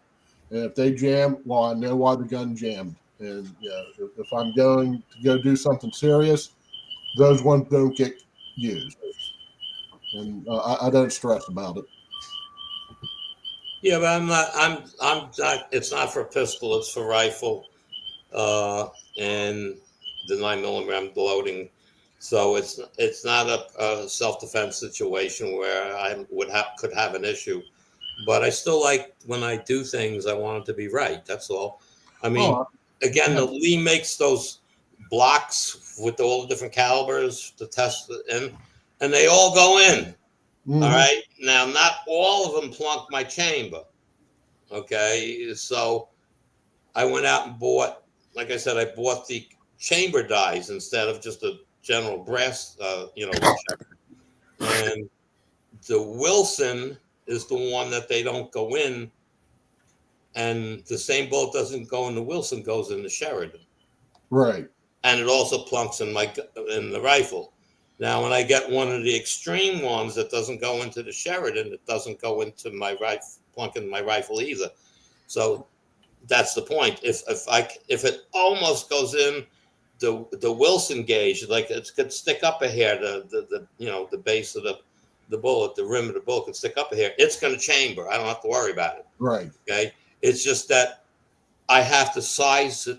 I mean, do a final sizing, and then it goes. Okay. So that's what the issue is. And why do they bulge? You have the same problem. So you're having it too. Well, So, I thought the lineman would go in, and then I thought the Wilson would go in before the lineman, and then the Sheraton tells you everything.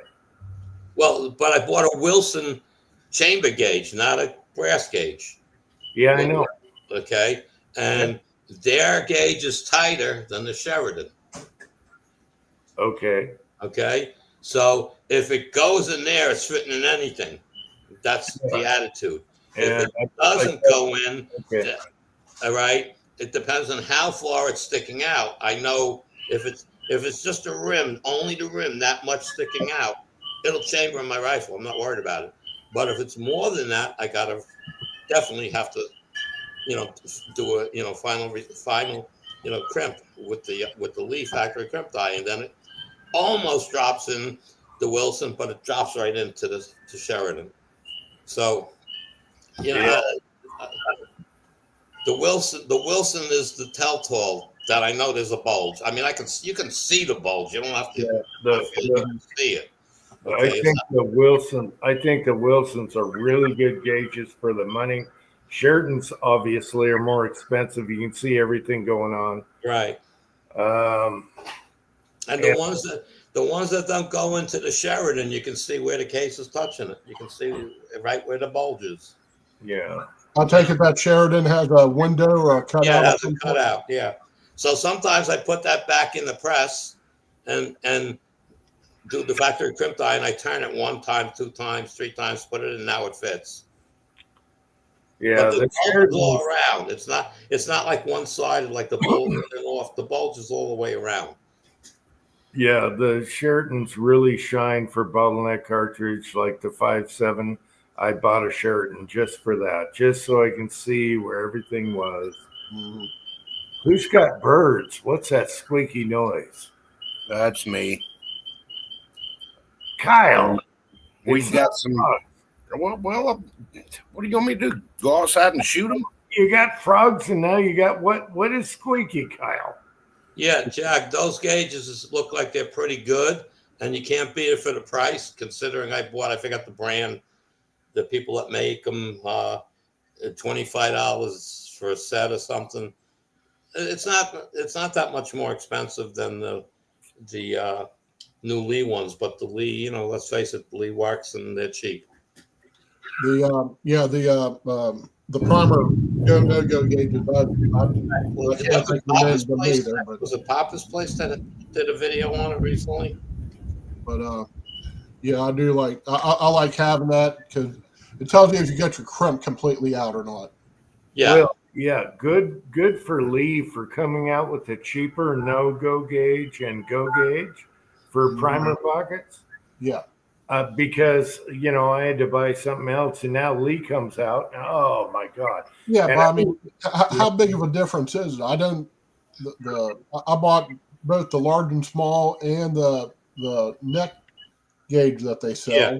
Yeah, that same company. Yeah, we all have that. I think it was like $35, $40. Yeah, for all of them. Yeah, I mean, shit, I spent that much on hamburgers last week. Yeah, But the Lee is a good price if you get all the no-go and the go, So, yeah. So, but, good for them for coming out with something cheaper and, everything. Oh, the saga of my Lee desktop primer, the ones that people don't know it broke. Okay. the end where the shell holder goes broke off, and they sent me a new one for free. And after I got it and I took the old one apart, I found the design flaw, and I took careful pictures of it and I highlighted it and explained it to him. And the guy said, I sent it off to the engineer. An hour later, the engineer emailed me back. He goes, you got something there. He says, we're going to have to look at maybe changing the mold for the die that they use to make it. He says, people, we don't get the old ones back. We send them out a new one, and nobody takes the time to tell them, to see what happened. And they're very happy that I showed them that, and they can see exactly what I talked about, because the ram is shaped like a T, where the T is further away from is the furthest part away, and that T is what hits those little vertical raised points. I've loaded tons of, I've probably done more priming through it than most people over the years, and it finally wore through. And so when I pushed it down, it wasn't much effort. It went like clunk when it went, and it just blew the front of the thing out. Didn't break anything else. It just blew the front of the thing out. So they were very happy to get it. So hopefully, I said, well, when you redesign it, send me a new one. Yeah, they need to beef it up on the shoulders. They need to beef up that casting. So well, it's only there's inside is a little. It's not even 1/8 of an inch. A little vertical line on both sides, raised portion, and like I said, it's shaped at a T, and that T part is when it hits that's the stop. So after putting 100,000 primers through the thing's been wearing. You know what I'm saying? So it finally went through because it's that thin. I says, either you got to make a metal insert instead of a cast, because it's a piece of cast. You got to make a metal insert that goes in there, or thicken the cast. And thickening the cast, because it's a vertical piece, won't matter. It's not anything on this side is not going to affect the motion. This is the side that's going to stop the plunger, from going any further. So if you made it thicker, this side's not going to affect nothing. So they listened to everything I had to say. The engineer was pretty cool. So we'll see what happens. Well, hopefully they have a two coming out. Yeah. I'll be right back. I give the wife the pills, and I'm almost done. We got cleaning lady tomorrow. Uh-oh. Wait, he's giving the wife the pills, putting the ducks all the way up to the bedroom. Oh, No, we know. Downstairs. I got to go downstairs and give her the 2 pills. I'm going to get a little more drink. I'll come up, have a smoke, take my 2 pills, and then I'll go to bed. It sounds like a date drug, Andy. I'm sorry. All right. He's giving us roofies. Kyle, why do you have squeaks instead of frogs? It's some new bird that decided to just show up and raise hell tonight. I don't know why. I've never heard this before. Geez, Kyle. What happened to your frogs? Is that spring and... Yeah, it's spring and summertime. That new bird just ate all the frogs.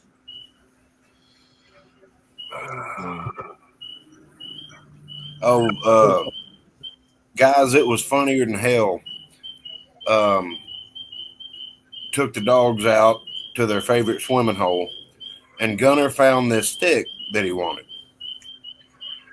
Actually, it was a tree, and it was still attached to another tree. It was laid across the creek, and he's doing everything he can in his power, even going underwater, chewing on stuff to get this limb loose. I mean, he did this for like 30 minutes. I got videos I can send you, Jim. That's all you need is more lumber in your backyard. Well, I went up there today. We dropped some trees about a year ago, and I thought they sectioned them up when they dropped them. I borrowed a buddy's 4-wheeler and was just going to throw the sections up there and then get them to the front yard where I could, deal with them easier instead of up there in the woods. And I get up there, walk all the way up there, and the trees are like 40 feet long. Like, I'm not dealing with that today. Not coming in. Okay, we got Ozark is here, but one thing I got to say, that's the most annoying bird I've ever heard. Usually birds are soothing, they're chirping. That one needs to be shot. It sounds like a I understand. It sounds like a squeaky wheel. That needs to be shot. It sounds like your chair. Ozark, what's up? Oklahoma needs to come get all its dirt and take it back with them. I swear. Yeah. The dust storm yesterday was just absolutely nuts. It was like being in Arizona. Yeah, you guys had tornadoes. Yeah, over 50 tracks in Missouri, Arkansas, and Illinois. Wow. And then Mississippi, Alabama, Tennessee got it today.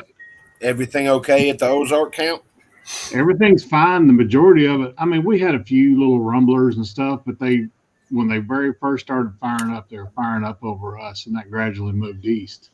Now, that one that started in Springfield and went on the ground all the way past Fort Leonard Wood, that's almost 100 miles on the ground. Damn. Yeah. Everything's okay except for your flag. It got ripped to shreds. My flag got shredded yesterday in that wind, and got the backup, ordered another one today, and so I have another backup. So, she's still flying.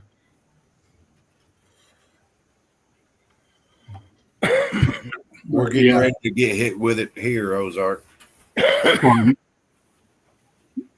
Y'all fixing to get it in Georgia? It's been in Tennessee and Alabama, Mississippi all day. They're They're saying saying around 10 o'clock. It's been raining on and off and thundering, and the wind has picked up, but it hadn't got stupid yet. But they said get ready for it overnight. So We had 40-mile-an-hour sustained winds, and gusting to 60. For hours and hours and hours. It was just a dry wind. And then some dumbass over in the state park over on the east side of the lake here decided to build a campfire and set the whole damn park on fire. Jesus. Looks like California. Why would you start a campfire in 40-mile-an-hour winds? Because you're an idiot. That's why. I was going to build a fire this afternoon when we got back from walking the dogs. And I said, I don't think I need to do that. Yeah, just crazy. And today wasn't bad. It's kind of cool and cloudy. The winds picked back up now, but we just put max velocity on YouTube and watched it for 4 hours last night while all the storms rolled through. In South Central Missouri, West Plains had 3 tornadoes follow the same track. West Plains got hit 3 times. Damn. 3 different storms. So it was crazy. Yeah, but remember, this is Donald Trump's fault. This is Trump's fault, right? I was listening to a comedian earlier today, and he was like, I figured out why so many people like Trump. They sit there and listen to him talk and go, he sounds like my dad. He's like, I'm just waiting for him to say, put my finger. Hey, I love the one where the reporter hit him in the face with the microphone. Oh, that was hilarious. The look on his face, he just looked sideways like, yeah. Yeah. That was so funny. That was so damn funny. Take his credentials, throw them in the trash. That was hilarious. Anyway, Kyle, that bird has to go. Birds are birds are like soothing and they're cheerful. That bird is a squeaky wheel. That needs But isn't it dark out at his Kyle? Isn't it dark at your house? Yes, I can't even see it to shoot it. I don't understand the bird out there chirping. I don't either. It's like in Texas, those crackles, those great big blackbirds, crackles or whatever they're called. Oh, Kyle, don't you have a shotgun with a light on it? And just put some bird shot in there and take care of that squeaky wheel. I can't do that in the city, sir. Birds are supposed to be like soothing. I'm wondering why he's raising hell. That is the worst bird I've ever heard of in my life. Okay, you want to hear? Okay, you want to hear bad birds? Go. And I've talked about this guy before. His name is Big Stack D. He does casting. Yeah, he'll melt down copper, brass, and do fancy castings and stuff like that. Well, where he's in Australia, and he has some birds around his place there that he lets that they let he has in the background, and then whatever birds we have, we just get okay. Yeah, that's not bad. So yeah, if you want to hear annoying birds, you listen to his out behind his place. Well, crows can get crazy, but this squeaky wheel bird I've never heard before. That would drive me nuts. I'm grabbing a shotgun. I'm sorry. It's different. I've never heard this bird before in my life. It just showed up tonight. Kind of got scared. You know, those high-powered flashlights you can Q-beam him with? Yeah, but I can't shoot it.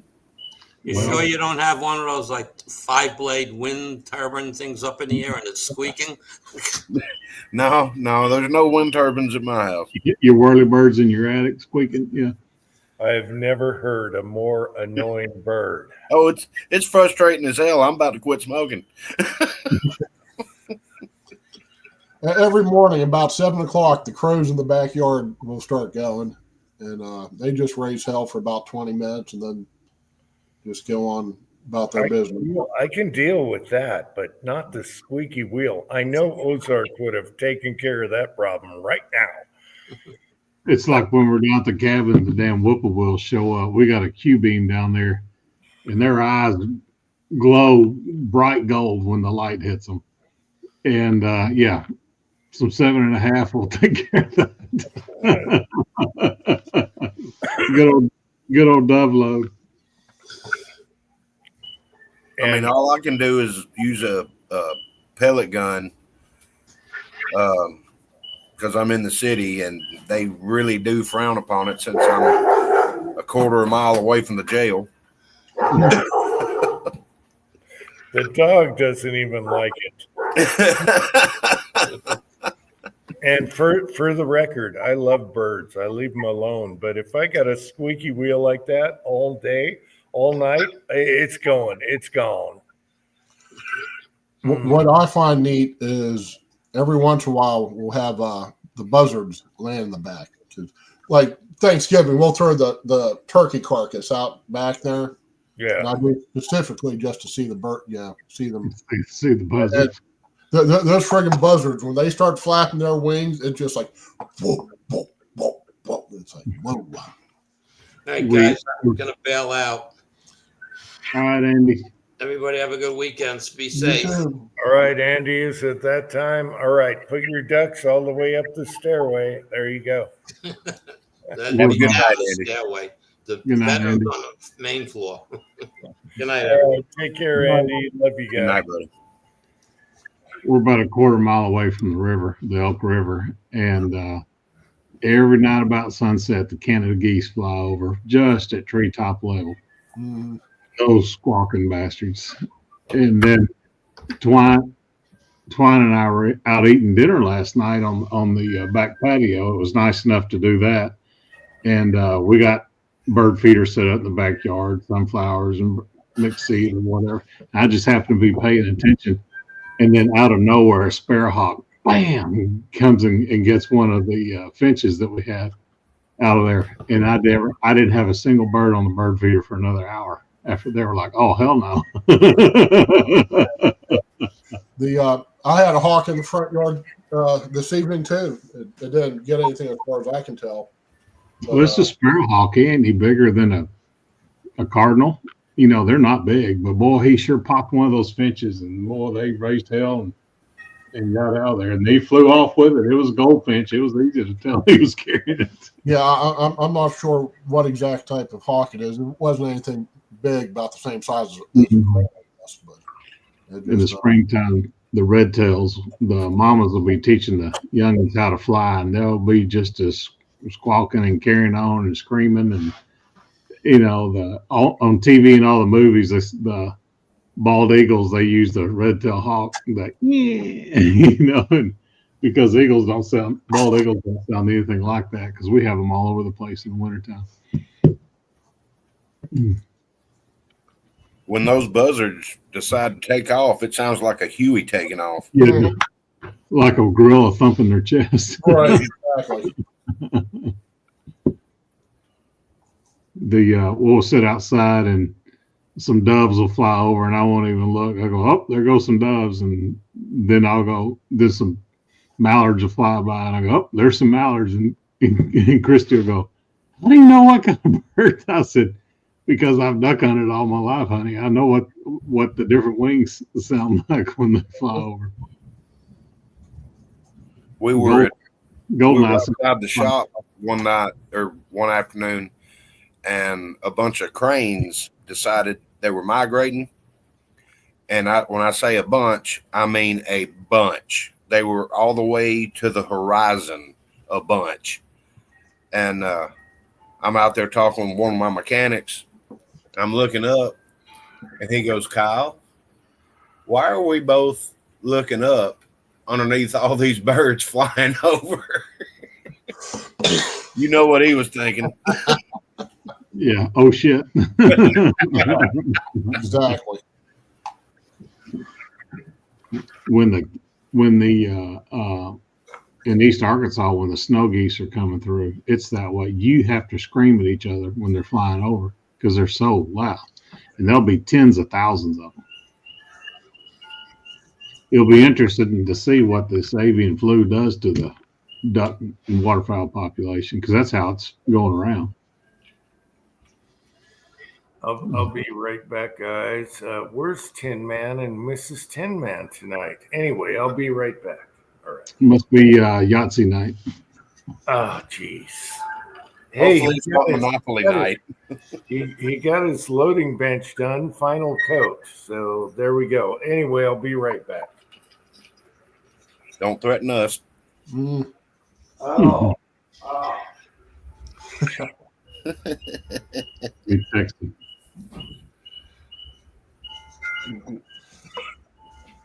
This morning I woke up. It's like, okay, I'm going to finish loading up these 22 arcs, take them out, go to the range, set up the cameras, and try to get this whole epic video I got going on in my head, trying to actually get it done.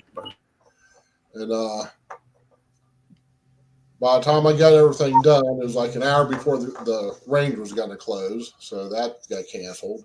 And found out Susan grabbed my keys when she left, because she has a set of keys in her purse, but she also grabbed her other set of keys, and it turned out to be mine, so I wasn't going to be able to leave the house anyways. So, That 22 ARC looks like it'd be a heck of a varmint gun.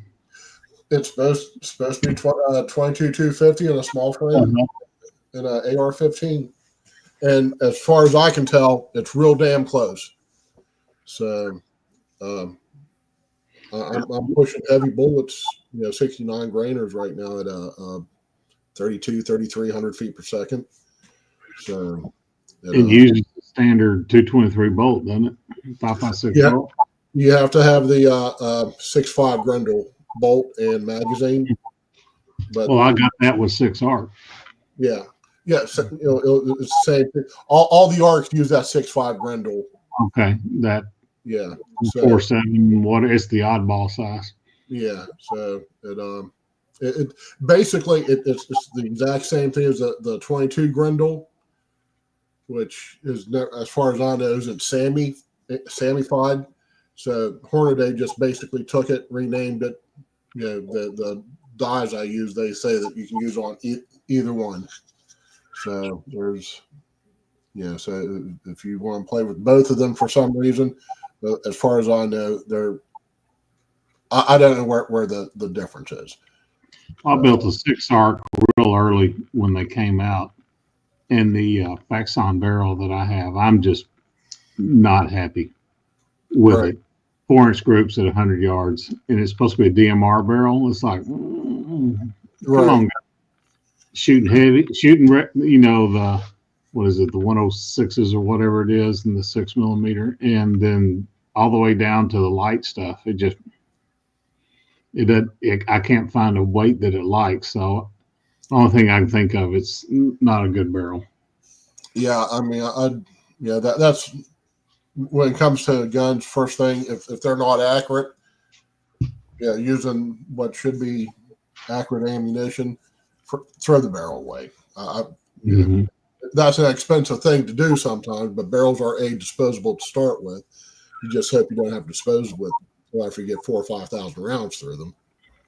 Right. Yeah, but why waste your time, energy, and effort on a gun with a bad barrel?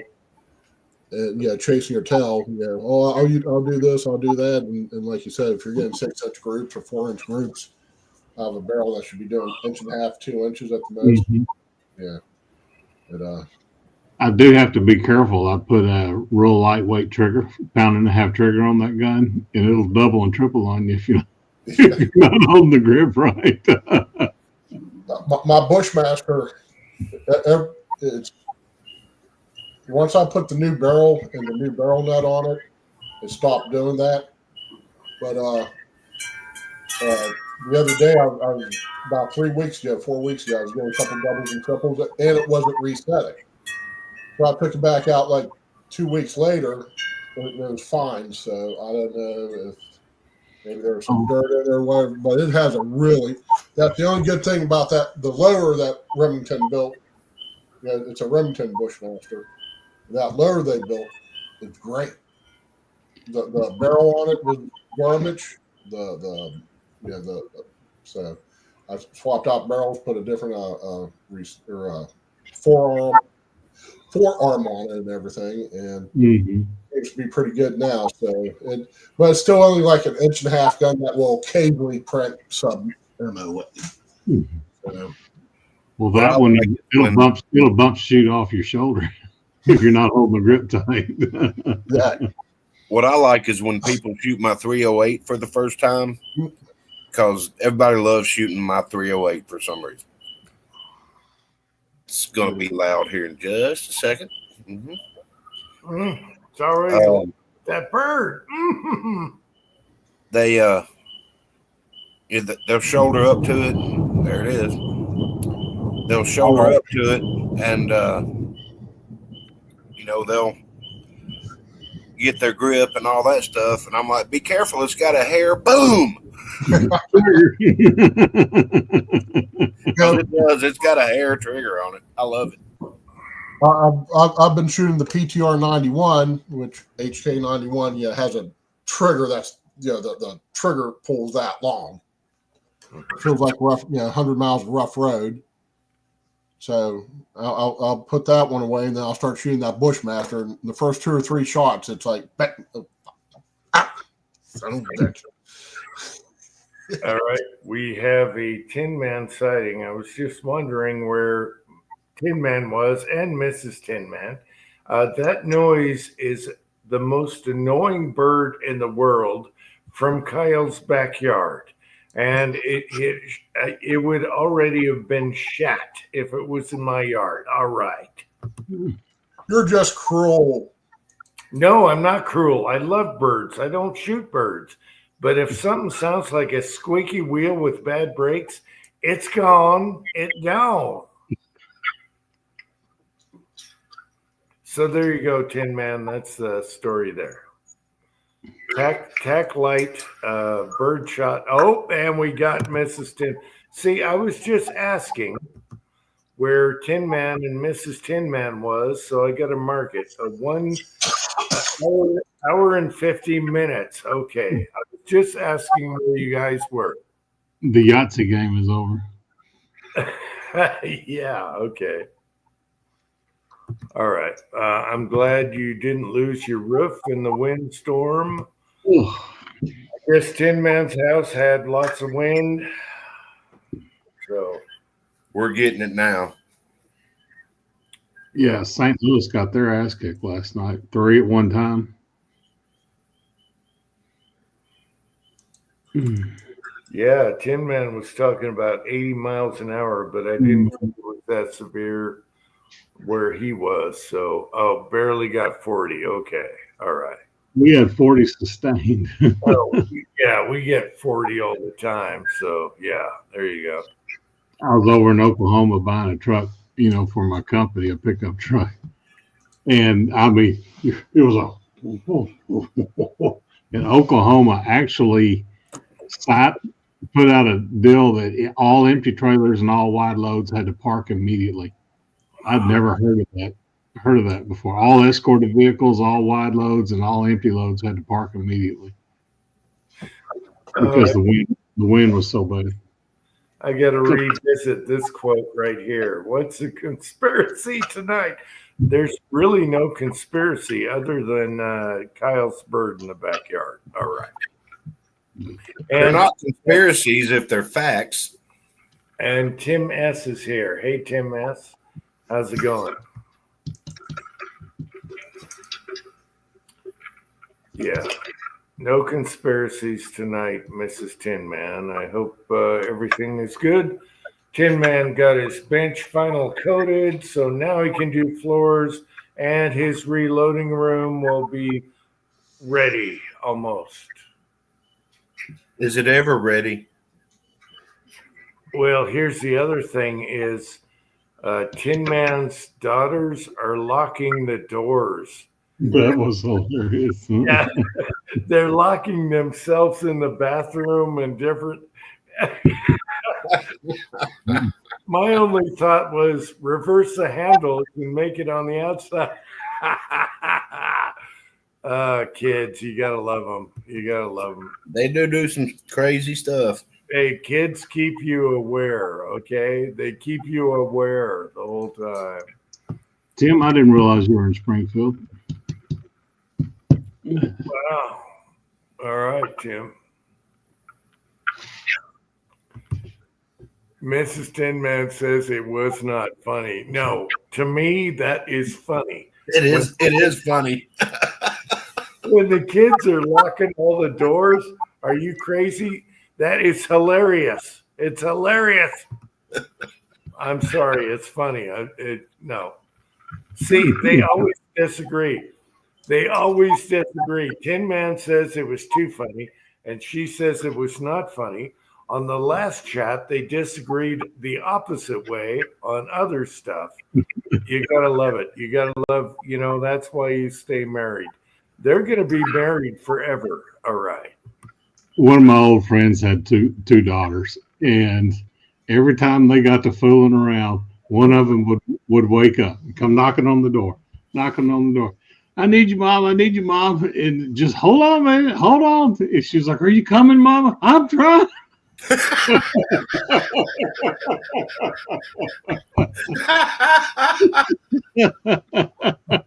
Now that's funny. Oh, she was like, "It never fails. We get to messing around." And Hang on, I gotta go tell Angel about this.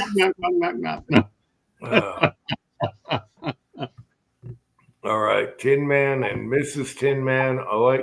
Let me give you advice from an old guy. Embrace it. That's what makes marriage work forever. Diversity. Yes, you gotta love it. When the kids do something that they're just absolutely terrified about, but they're in no harm's way, and you got to see the humor in it. Oh yeah. Yeah. Embrace it, enjoy it while you can, okay? Pretty soon they're going to be married off, and you're going to go, what the hell? Yeah. So when they think there's a monster in the closet or there's a monster under the bed and you go to look and you're crawling under the bed, you're like, ah! Yeah. That's funny now. Your wife will kick your ass then, but it's funny now. I think Angel just busted her stitches open.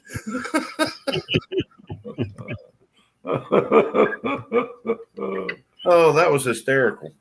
Oh, Lord. When we going to do this wife chat?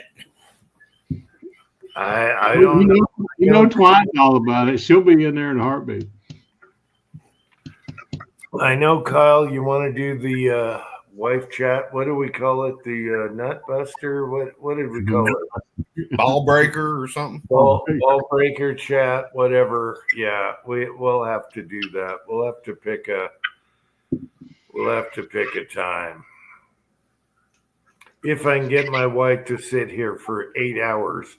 I don't know if she can sit here for 8 hours. She's going to be like bored. I know mine can't sit there for 8 hours, Yeah. but it'll be a fun hour or two.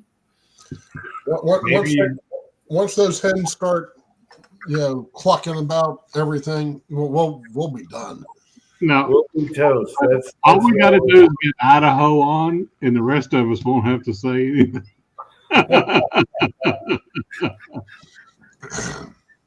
Get her to drinking some what is it? Bulldogs or whatever it is she drinks. That one time she kept standing in front of the camera and all we could see was her butt. She was just giving him a lot more. Yeah. I love the Pam. Colorado Bulldogs or whatever it is she likes to drink. Yeah. Pam in Idaho is priceless. Yeah. Yeah, we'll have to do that. We're just going to have to figure out the proper date and we'll get her done. And we'll make it like, 2 hours max. Short chat. Yeah, right. And then 30 minutes later, we'll all get back on, right? Oh, man, I think I'm about busy from now through the end of April. After this weekend. Next weekend, we're going to Oaklawn. We're going to the horse races. And the weekend after that, I'm going to be in Chicago. The weekend after that, it's just one thing after another. Chicago? Are you crazy? Oh, it's a work thing. It's a work thing. Oh, Chicago. I've been there once. Before it was a dump back in the 70s. Well, I'm going to stay on the northwest side, so I'll be fine. Yeah, I was there in the 70s, and it was getting close. Yeah.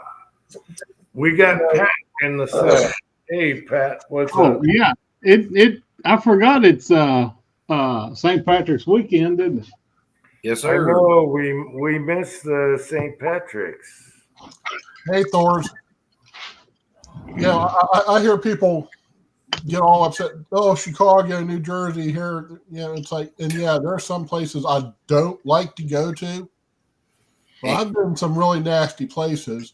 9 times out of 10, they ignore me because I'm white. Yeah, half the time these people who are killing themselves. The classic gangbanger, all that. Yeah, they don't give a shit about us. They're going after their rivals. They're going after that guy down the street who's coming in on their trade or whatever. I sat in some of the, there's a nasty spot in New Jersey where we deliver at. Literally, the crack dealer, you got crack dealers all over the place, psychos. You got homeless people. They ignore us. Oh, shit. Starting to look real dapper there. Pardon me. I'll pay you Tuesday. This is my Irishman. Look. That's your Irishman. Yeah.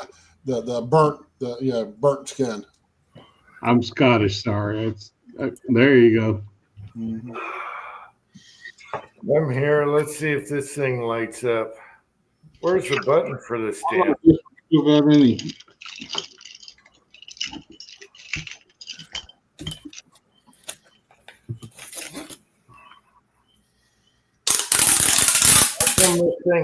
Where's the button on this thing? Son of a bitch. Where's the button?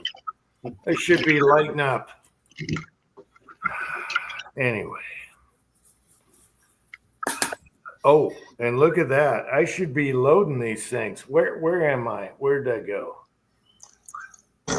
Actually, we should all be Max's. Yeah. If we really want to get in the Irish spirit, we should all be sitting here with AR-18s and 180s. The old Widowmaker. I forgot all about Fortune. Kyle, yes. Where's the button for the? Oh, I found the button. There we go. I found the button. There we go. I gotta see if mine take a battery. Mm, mm.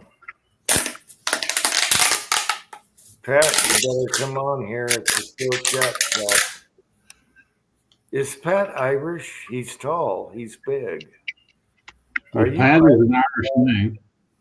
Pat, you better come on here. It's a short chat, Pat. Cat.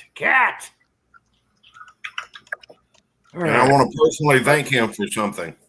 It's amazing you buy one of these for $1 and it lasts for what, 5 years? I've been using this I thing. must say, I had mine when I lived back in Arkansas. So Yeah, I know. it's been at least 4 years.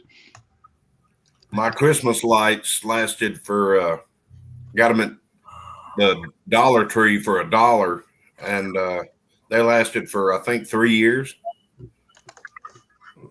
Yeah, I can't believe this battery's still working. This is at least 5 years. And I ran it the whole night. Now, everyone take your bets. Does Pat have some Irish in him? I don't know. Irish, German, I don't know. Where did Pato West Covina. I think Pat's got a little German in him. where did Einstein come from? He's got the mustache. Anyway, Germany. Pat, let us know. Do you got Irish in you? I got a little bit. Let's see if I got two of these. Thank you, Pat, for the man boob thing. All right. You really want to see him? All right. I can show him. I know Mrs. Tin Man won't see the man boob. They're 5 seconds away. I can show them. They're 5 seconds away. They're right here, bitch. Not Mrs. Tin Man. The other guys I called bitch. Not her. Let me clarify. Bitch. Gunswater is here. Hey, Gunswater. Good to see you, Gunswater. I guess it's after St. Patrick's Day now. Oh, see, I knew it. Half Irish. He doesn't talk about the other half, but that's why he's 6'4". He's half Irish. Well, you got short. Actually, you got short Irish like midgets, and then you got tall Irish. You got leprechauns. The tall Irish. Oh, you got the wee ones. Yeah. Yeah, the tall Irish became cops in New York. The midgets, I don't know where they went. But yeah, why do you have? Actually, that's a good question. Why do you have short and tall Irish and nothing in between? They're either short and they're tall. I don't get it. Gunswater, good to see you. Yeah, these batteries don't fit in my Oh, yes. That's a foul. It's Le Pat. Wait a minute. That looks like a foul. It's AR 180 or 18. I can't tell which one, but Okay. Yeah, straight magazine. Okay, that's why I thought it was a foul. and then there's a bullshit story that goes to that photo that says that she picked it up. Her boyfriend was shooting at some English troops, and then he got wounded. And she grabbed it and she started shooting at them, and then they wind up killing her. And they were so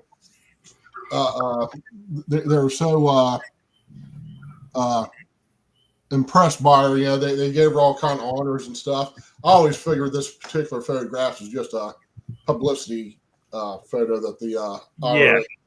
Yes, got some big old fat hands. yeah. That jacket is weird. There's something wrong with that jacket. Well, no, I mean, you know, she's a woman from the 1970s, so she's actually skinny. unlike women from the 2025s. With a So- leather skirt? All right. No, it's just, as far as I can tell, it's just a leather jacket. She's wearing a skirt in the photograph, but I can't get the whole photograph. But I figured I'd do my Irish contribution. Happy. Hey, Pat, you better get on here before we shut her down. Come on, Pat. Cat. Same with Tin Man and Mrs. Tin Man.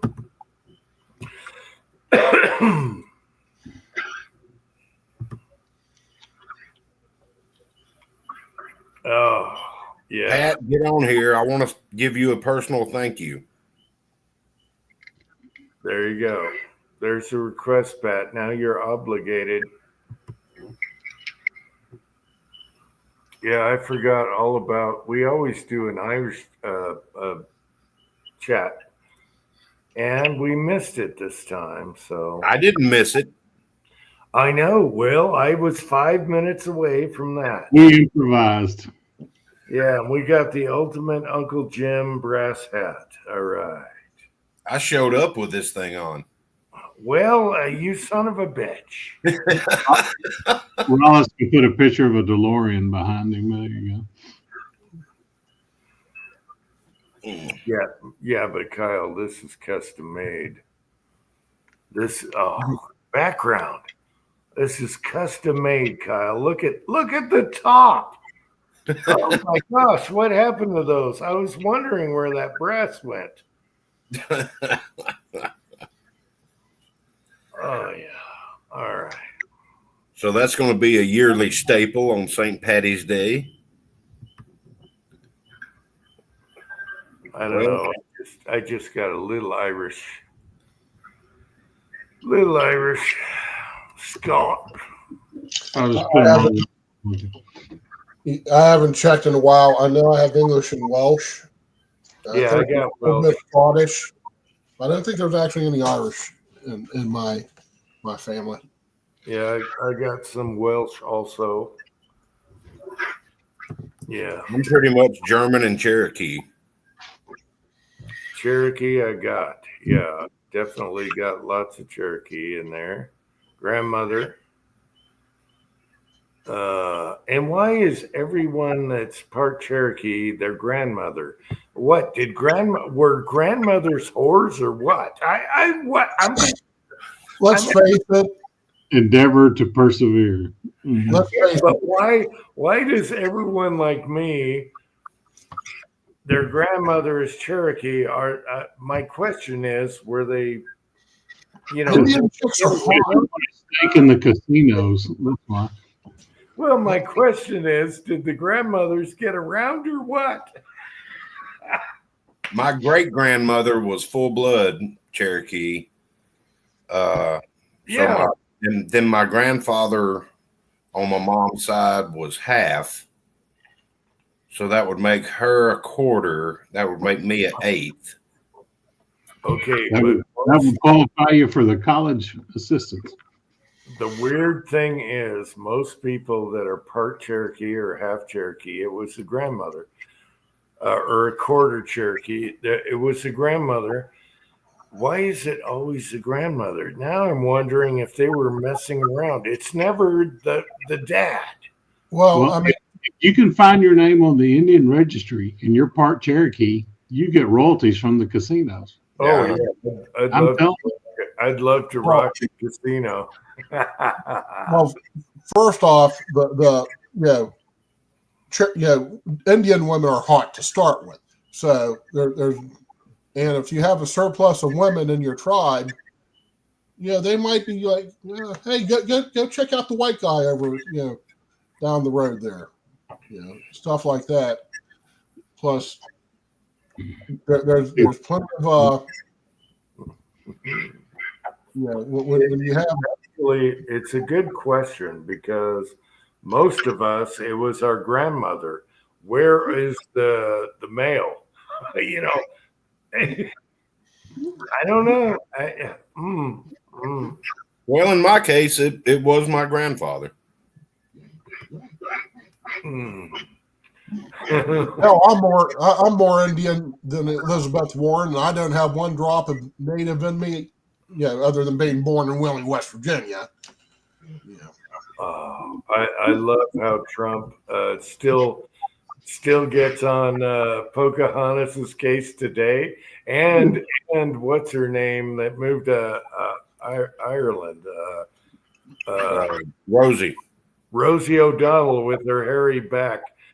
Trump is still Donald is Trump is still ripping both, and I love every minute of it.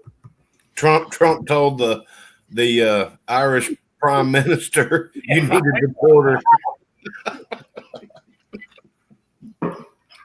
It was hilarious. At least she actually did what she said she was going to do. So, unlike the rest of them. Mm-hmm.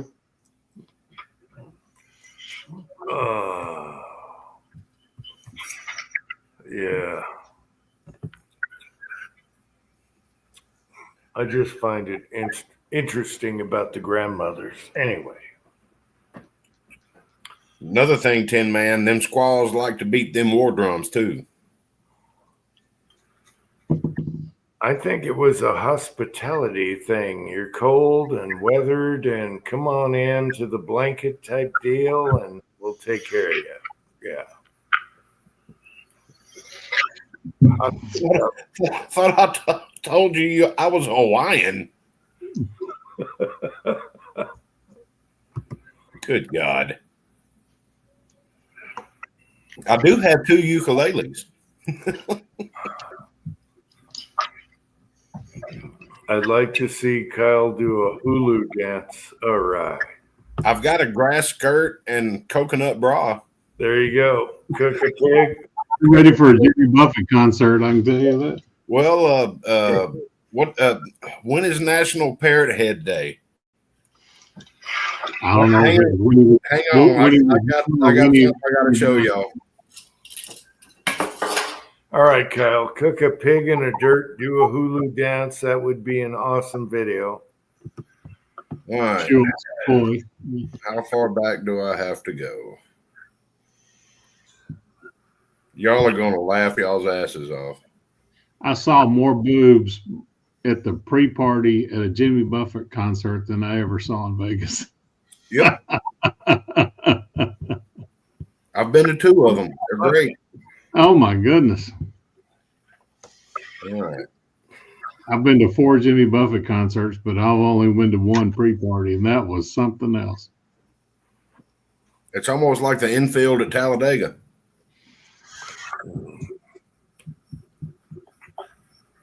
Well, I'm trying to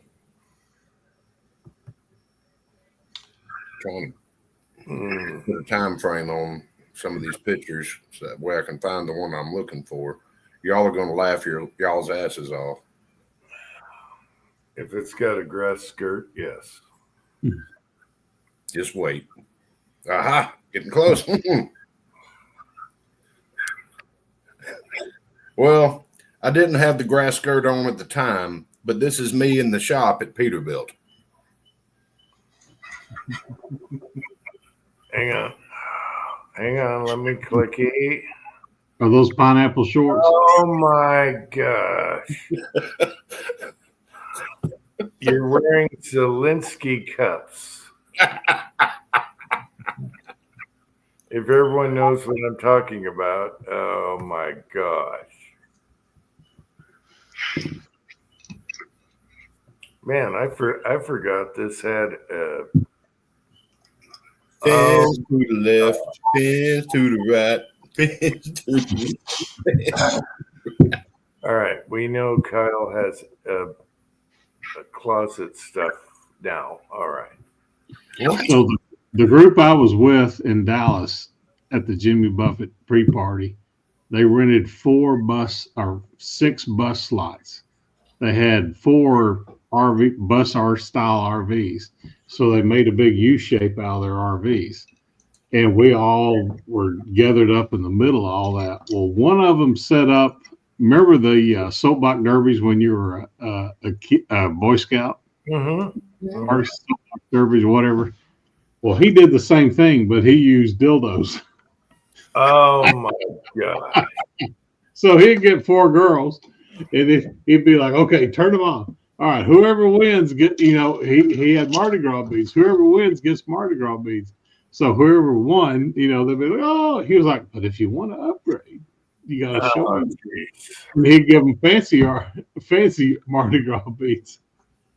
And you would be amazed at the women that pull their shirts up. Oh yeah, give me some. I saw 50 women pull their shirts up that day. Woo! Oh my gosh. The good old days. Oh yeah. Let's see how this shows up on the computer. Now, did I see Uncle John last week when I hopped on for a little while? What about Uncle John? Did I see him in the chat last week? Yeah, he can chat now. He got another device. Mm. So he figured that out. Is Pat backstage? Oh my gosh. Or Oh is my Tim? God. Oh my God. Hey everybody, I'm in the bedroom with Sylvia here, and the TV's on in the background, so I'll try to mute myself.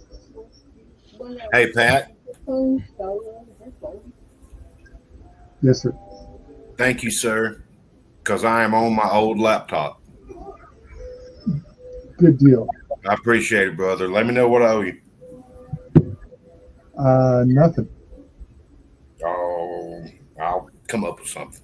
No, Well, look, Pat you sent- can get a new laptop, or your model of laptop is $40,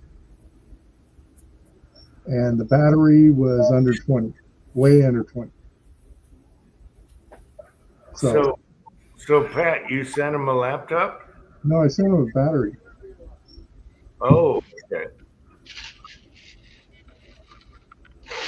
Now, getting somebody with Parkinson's to put that battery in was fun. But I managed to do it. Yep. And there's actually one screw holding the bottom cover on. I couldn't get the rest of them back in. I need to find out where to buy a screen for my computer from you, Pat, an HP screen.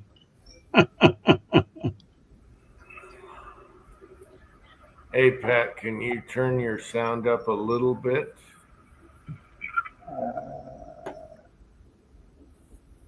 According to Tin Man, and for me, you're a little bit quiet. I know you say that about my videos, but you're a little bit quiet. All of your videos are quiet, Jim. Oh, shush. I'm just speaking the truth. Just get better speakers. Hey, I was impressed with Black Betty. Black Betty did the trick on those water jugs. Oh, you're talking about that 1 in 5 twist little pistol? Yeah, that's a neat little sucker. Old Bambalam. Yeah, but you know the ones you bought up here in Utah? Pat, cat. Luckily the screen's ends right there. Right in. Are those $half? Are they mason jars? Big Yeah, mason jars? They end at the 2 foot mark. Are they pointing at the ground? Are they? And the thing is, she's not even old. What the hell? All right.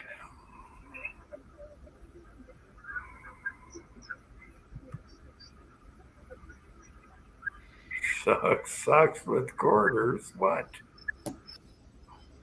I'm glad you came on, Pat, before we killed this thing. Hang on. Let me plug into my new battery and recharge it. 42 longs. Michael, that's hilarious. That's got to be 1.5 foot right there before you even see anything. Hey. Is that Andy? I just noticed that background, Pat. Is that Andy in the background? No, that's that admiral, Oh, the admiral, yeah, that they fired finally. the one that never served a single minute in the military, and they made her a 4-star, or it a 4-star admiral. And we're not Taters in a sock is what we say, or taters in a sock is what we say in the South. We got Floyd Hicks here. Hey, Floyd Hicks, how you doing, bud? Hey, Floyd. Good to see you, Floyd. I have no idea what Pat is up to, but We need Mrs. Tinman to come on and give us a gobble gobble. yeah. All right. So how's everything going down there, Pat? Oh, it's going pretty good right now. I just got a paycheck, and Sylvia's gone through half of it so far.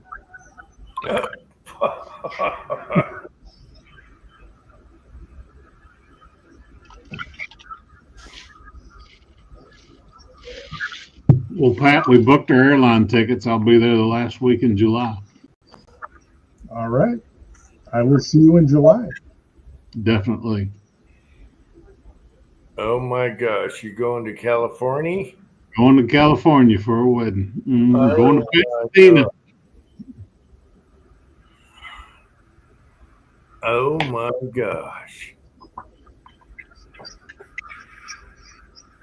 All right. So Floyd Hicks heard earlier the bird. Kyle moved inside to save us all. Yes, I did. I'm for the people. And I don't know if Pat heard that bird, but that's one I would take out. I love birds, but a squeaky wheel bird is going. He's gone.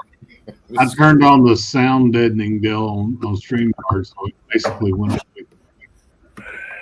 Hey, I tried to keep myself muted. Yeah, the squeaky bird's going to get the grease. I tell you that right now. Either the grease or the grease gun, right? Yeah, it's those and the damn, not the crickets. What's the other things? Oh, The tree Tree frog. the Sakari, what do you call them? Cicadas. Cicadas. Oh my gosh. Every once in a while, we'll get cicadas in the summer, every 4 years. Drives me nuts. Cranky is here. Cranky. Frankie, good to see you. Good to see you, Craigie. Good to see you, Cranky. I'm glad you're up on the chat here. Ozark struck black gold. Yeah, That's right. move to Beverly. Married to Beverly. He gonna get him a cement pond. Gonna go hunting them golf eggs. You know what? As a matter of fact, while we're on the subject, there is a original. They never published it, but it was. What is that noise? Pat's Mike. Oh, I'm trying to fix the mic, okay? Okay, there was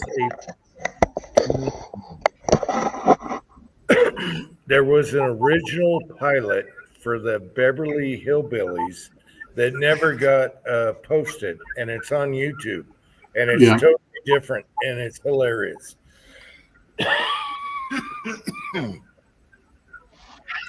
So what they actually did 2 pilots. This is totally different from the Beverly Hillbillies. Yeah, it's the concept pilot or whatever it is they did that never appeared. They're in a cabin, and the jokes are funny as hell. And you can see how they're trying to work this out. But there's an original Beverly Hillbillies pilot, never got issued or posted, and it's on YouTube, and it's hilarious. Never got aired, I think is the way they titled Yeah, it. they talk about what's the girl's name? They talk about her boobs and her T-shirt, whatever. Ellie, And this Ellie is Mae. yeah, Ellie Mae, they talk about her boobage and crap. This stuff never got on air, but it's on YouTube, and it was a pilot. It never got published. It's hilarious. That was a spinoff of some show, but I can't remember which one it was. I showed it to Uncle John. Yeah. Was it Hee Haw? I'm not Hee Haw, but Green Acres, or the Green Acres spinoff of it? Green Acres was a spinoff of Petticoat Junction. Uh-huh. I can't remember what Beverly Hillbillies was. But they all intertwined characters. Oh yeah. No. This was the making of Beverly Hillbillies, and they had a pilot, and they're in a cabin and all this stuff, and they talk about Ellie Mae's shirt is bursting or whatever. It's hilarious, and they couldn't put it on air. But I've seen what you're talking about, but Beverly Hillbillies was a spinoff of something. I can't remember what it was. It came off the original. Anyway, it's on there. I could post a link. I sent it to Uncle John once. It was totally different from what you see on Beverly Hillbillies. It was awesome. I think I found it, so I'll watch it at some point soon. Okay, it's called the Unseen Pilot of Beverly Hillbillies. Yeah, the Hillbillies of Beverly Hills unaired pilot episode. Okay, I've seen it before. I know it had unaired in it.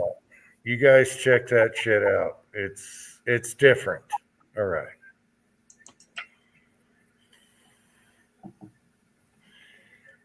Good to see you, Cranky. Pat, when I was changing this battery, I got the back taken off of it and all that, got the battery loose, and I couldn't figure out how to unplug it. So I YouTubed it on Angel's laptop, and I'm sitting there with a screwdriver and a pick and some tweezers and all this stuff, and I went, I'm a dumbass. Just pull. I call that monkey. Yes, I went full monkey. Monkey. I'm glad you got it, Kyle. You remember the live chat where I'm trying to plug in the toaster and Mrs. Tin Man's going, "Oh my God, this guy's an idiot. He's an idiot." I do remember that. Hey, she keeps you honest, all right? Yeah. You got to remember, Jim, I've been around here for a minute. But she was freaking out. She's like, "Oh my God, are you that stupid?" And it's like, yes. Yes, he is. I'm a monkey. Yes, he is. So that's all right. I got in a fight with a toaster one night.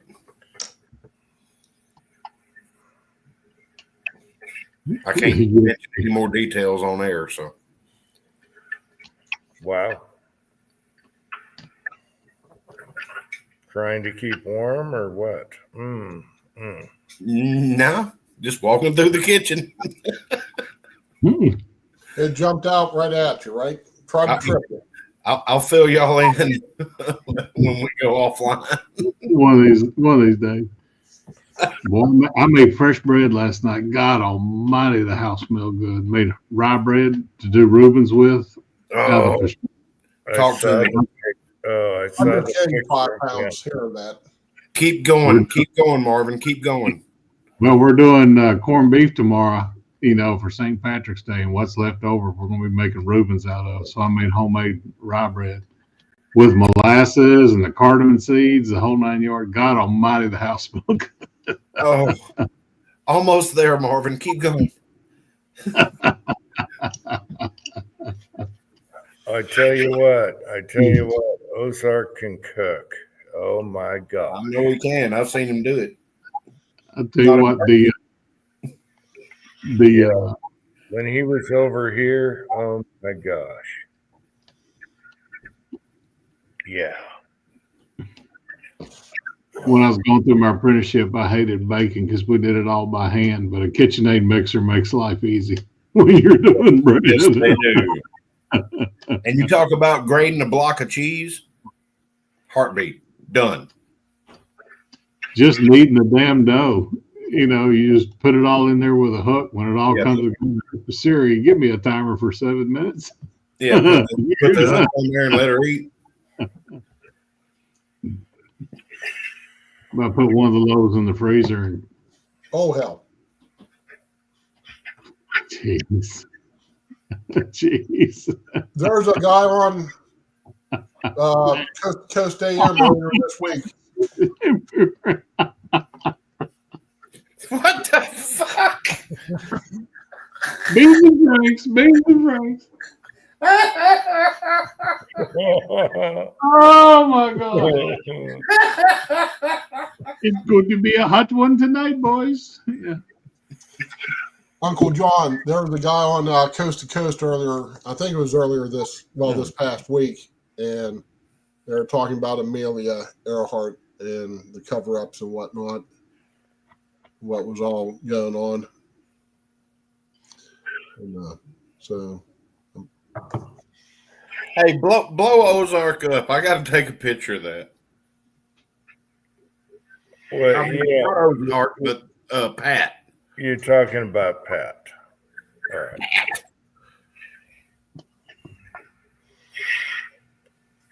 Oh my God, that's funny as hell. You got Okay, Shias, thank you. you got Shias and Sunnis in the same picture. Yeah, isn't that weird? Mm. Going to be a fun time in the old town tonight. Don't tell Mama. No. I One of think One of the funniest videos from the Iraq War from the 91, these snipers are set up. They've got night vision going, and this little boy's like stroking a donkey. I mean, they're like, do we shoot him in the ass or do we shoot the ass?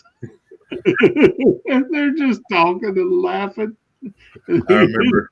The town on that donkey. I remember back in those days, the joke was Bill Clinton was over there visiting, and he's talking with the general, and says, "So, what do y'all guys do for fun and all that?" And he says, "Well, there's a donkey around back." And the general wakes up at like 2 a.m, hearing all kinds of ruckus coming from behind the barracks. Goes back there, and Clinton's just going to town, right? And he says, "Sir, what are you doing?" He said, "Well, you said there was a donkey around back." He said, "Yeah, most of us ride it into town."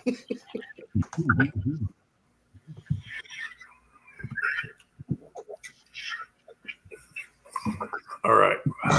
My theory on Earhart, she ditched. They had a radio problem and it didn't jive and she ditched. Okay. They didn't make the island. She's in the ocean. That's all there is to it. Some bones were found on one island and all that crap. I don't believe that crap. She ditched in the ocean. It's not like DB Cooper. She ditched in the ocean. They lost their tracking, and the radio bounce back wasn't right. You can check all that out, and she ditched it. She never got taken over by the Japanese and none of that crap they're talking about. There's no conspiracy. Dead ocean. That's it. I always thought she made it. No. Huh. No. No, I'm not arguing one way or the other, but the program I was listening to the other night, they said that she was captured by the Jap. She did. She was able to make the beach fall, and her co-pilot were taken captive, and he was executed about No. 4 years later, and she died of dysentery. No. And they even recovered the American troops recovered the plane, and they just destroyed it.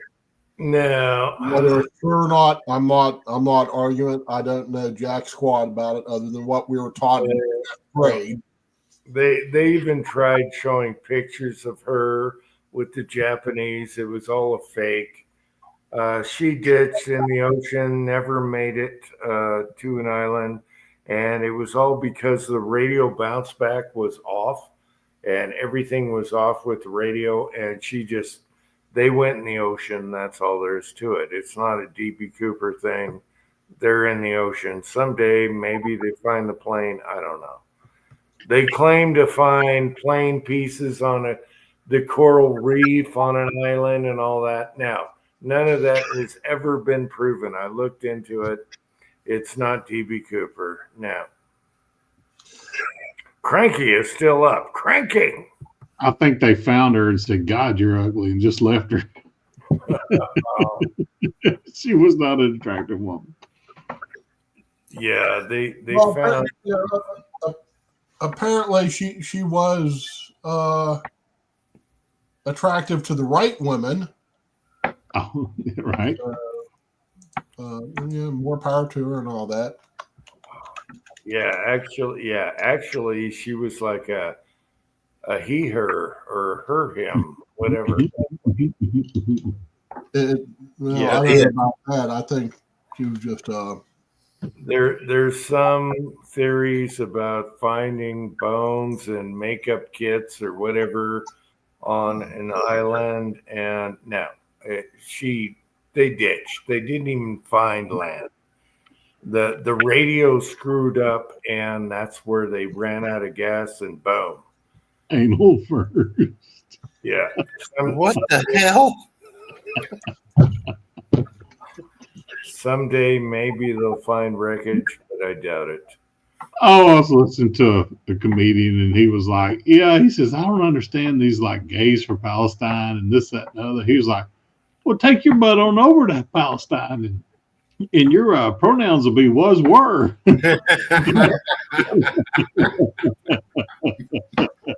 Because they're gonna throw you off a building. Exactly. They'll just throw you off a building or whatever they do. Yeah. It looks like anal first. Pat, cat. Coconut oil. Every day, I gotta get a refill. I'll be right back. every day is popcorn day. Whether you watch the protesters or you watch what's going on, it's popcorn day right now. Yeah. The protesters are hilarious. They have nothing. They have no rebuttal to a question. Yeah, I love it. Canada first. Well, there's one province I want in the U.S. The rest, That's not what that says, Pat. Blow it up again, Jim. anal first. no. Mhm. That is not what that says. No. And Pat already knows that. So I'm just glad it says first, not fist. Okay, Sylvia's got the headphones on. I can talk now. No, not too much because you're fucking loud. oh, geez. Sylvia, what?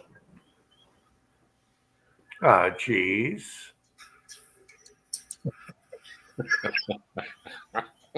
Hang on. Let me go ask Angel what she thinks it says.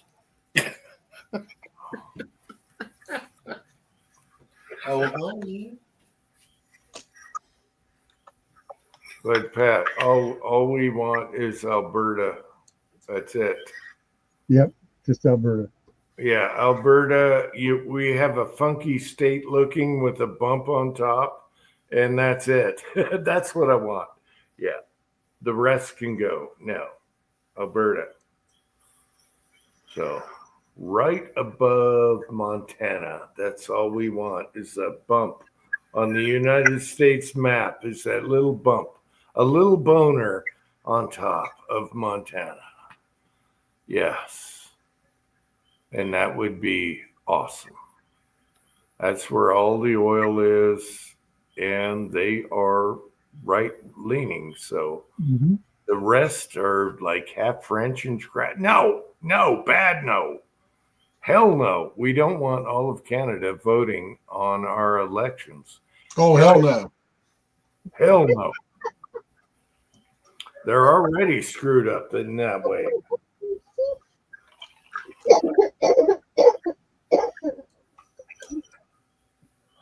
Wow. Cranky, I'm trying to find if there's anything on the Wi-Fi about Amelia Earhart. I can't find anything. So Well, there's lots of stuff out there. There's conspiracy theories. Japanese got her. Blah blah blah. No. yeah, Cranky was asking about a specific program, both on YouTube and Rumble. Now I'm not subscribed to the YouTube. There. All you got to do is type it in. Look on YouTube. You'll find the real versus the fake, and Yeah. The White House tends to be pretty decent shows. On Rumble, they'll do 24-hour rebroadcast and repeats. So you just sit up there and you drive for 8 to 10 hours, watching, space alien Bigfoots, abducting Amelia Earhart. Yeah, there's a good channel. It's Docs, something Docs. Let me try and find it. She dropped her scissors and crashed into the ocean looking for him. And, excuse me. Another good, if you like the UFO and conspiracy stuff, Nerdrotic has his own on both YouTube and Rumble, and they they dive in all the classic unsolved mysteries and all the in search of type stuff. Art Bell / in search of. I don't care about Amelia Earhart. What I care about is all this auto pen crap that Biden apparently signed. I want to hear more about that. Yeah. You won't. All these documents that he's supposedly auto penned. If there's some legitimacy to that, that's what I want. I'm not cranky. I want to see people start going to jail. Follow the damn money. Throw their ass in jail. Or better yet, let them not be wasting our oxygen anymore. Right. Well, I don't give a shit what party they belong to, Republican, Democrat. If the money hit their pockets or their campaigns. Yeah, the problem is it's so deep. It would take 10 years to dig all this up. Well, I don't need all of them. I just want some of them. I want to see the proof in the pudding, and then you're going to see the Dems absolutely fall apart. But the problem is, especially the CIA, it is so deep and so corrupt. You can go back 50 years, 25 years, 35, whatever. It'll take forever. I don't know what they're concentrating on right now because now they got access, but it's like a cluster. It's like, where do you start? Where do you start?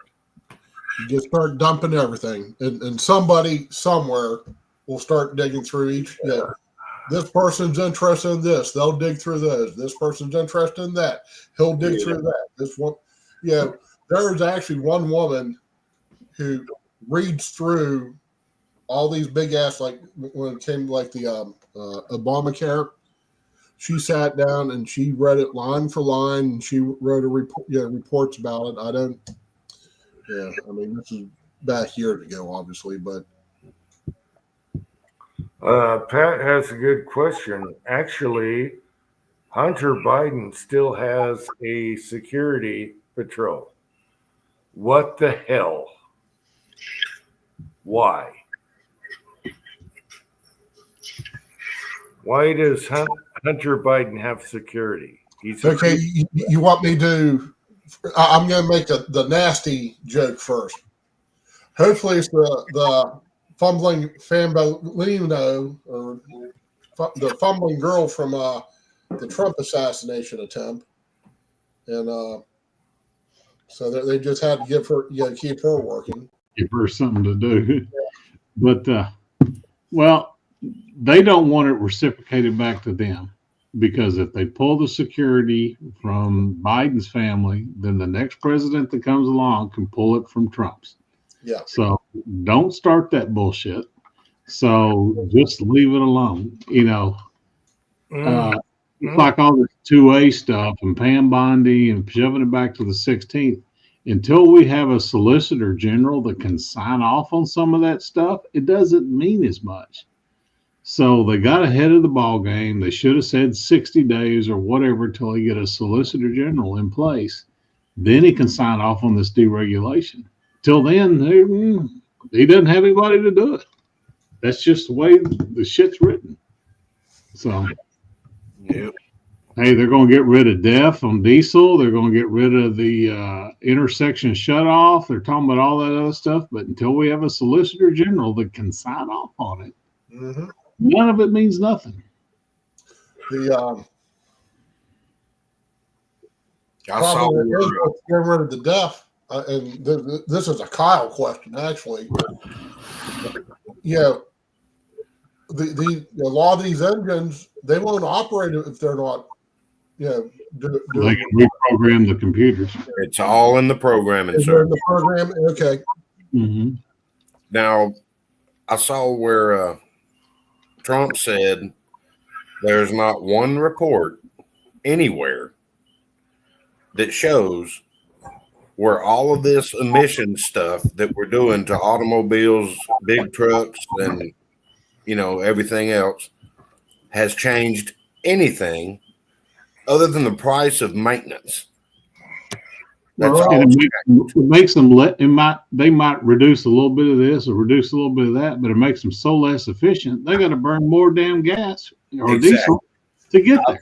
I've been in several arguments with fellow mechanics and stuff like that.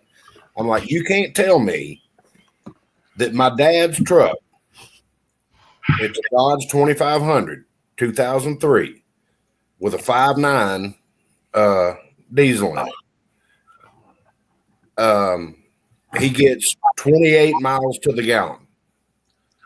Now, this brand new, full emissions and all this, no matter how you drive it, whether you're pulling a house behind you or you're empty in a 2011 model, you're getting 14. Now, how is half the fuel economy leaving less of a carbon footprint when you're increasing all the maintenance costs and all this other stuff? All you're doing is generating revenue for the dealerships. That's what you're doing. The best thing they did for diesel on emissions was go to the low sulfur diesel.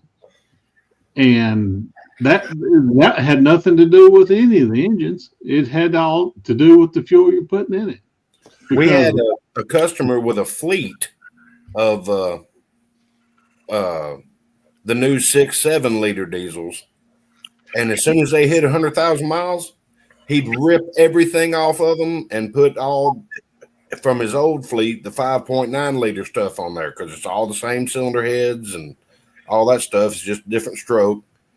Put the old turbos on there, get rid of all the EGR and all that stuff, and they would double their fuel economy. Mm-hmm. My brother-in-law done that to his Dodges. He's made them all analog. Pulled all that bullshit off of him. He's like, I'm getting 30 miles to the gallon with the turbo. And it sounds like a jet engine going down the road. The only thing I'm worried about is if it goes too far. And then, because I remember when trucks used to blow coal out the friggin' stacks. Right. Yeah, don't want to go back that far. I mean, I like not tasting the fumes from the exhaust Mhm. of the vehicle in front of me. There's a matter of fact, it was earlier this week. There was a guy. Something was going on with his exhaust, and and you could just taste all that raw gasoline. It reminded me of the '70s. It was like, oh, yeah, I don't miss that. Well, sitting there idling, running rich. Yeah. No, this is just going down the highway. But Oh, yeah. he probably had a blown, somewhere in the exhaust system. He was blown, and it was just, So I mean, I do like a little bit of the emission controls they have, but Well, like I said, when they went to low sulfur diesel, the diesel started burning more efficiently and cleaner. That's back when Bush 2 was president. Yep. And so if it burns more efficiently and cleaner, so be it. It has nothing to do with the motor. It's what you're putting into it. My dad and mom drove from here to Montana for my cousin's wedding, and he averaged 32 miles per gallon, and that's crossing the Rockies. Mm-hmm. And that's not bad for a 4-wheel drive 2500 Dodge. yeah, I mean, that's pretty impressive. my Jeep Gladiator is probably half the weight of your dad's vehicle. Probably half the weight of the engine in my dad's truck. Probably. My brother-in-law's is a I 500 flatbed, and he's getting 30 because he converted all that crap to analog. Yeah. And he was like, I'm at 30 miles to the gallon with the turbo. Mm-hmm.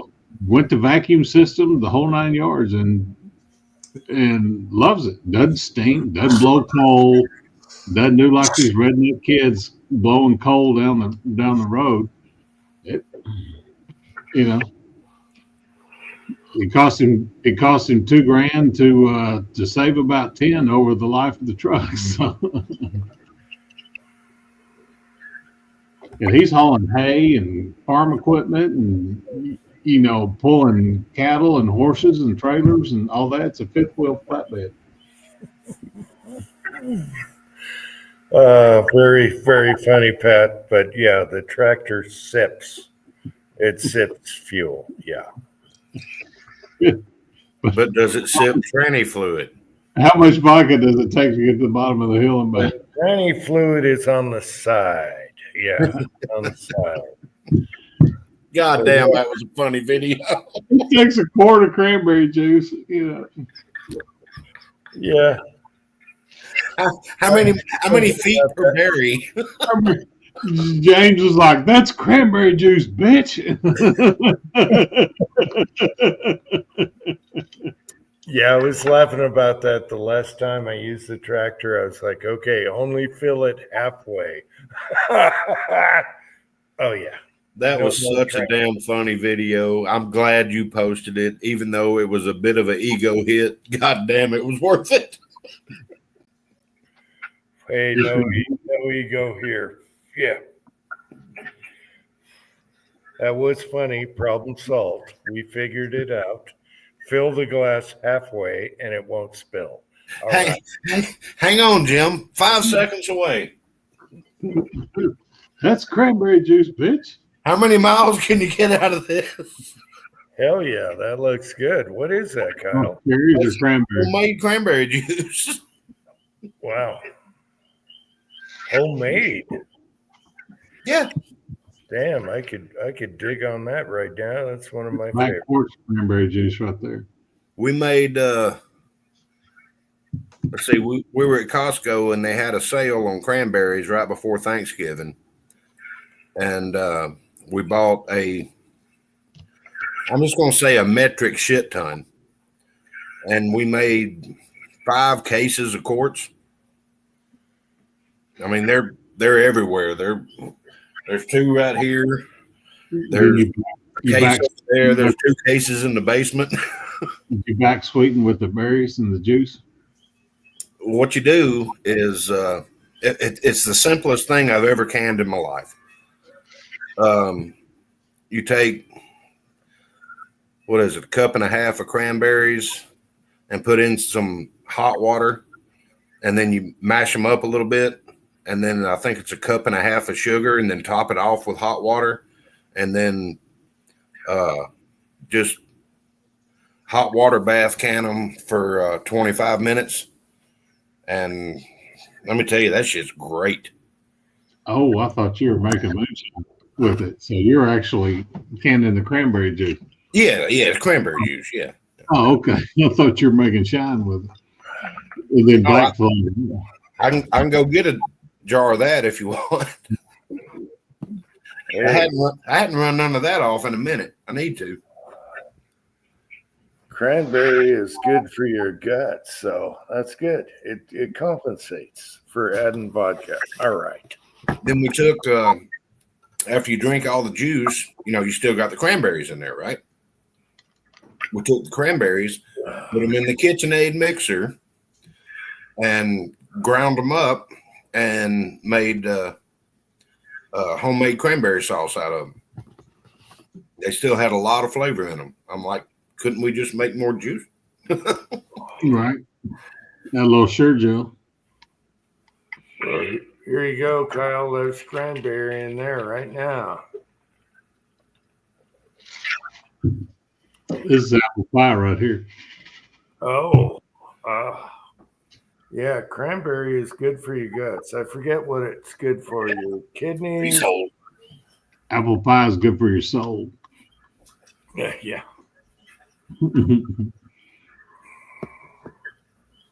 Oop, am I plugged in? All right. Anyway, we're at 3 hours. I gotta eat soon, people. But having fun.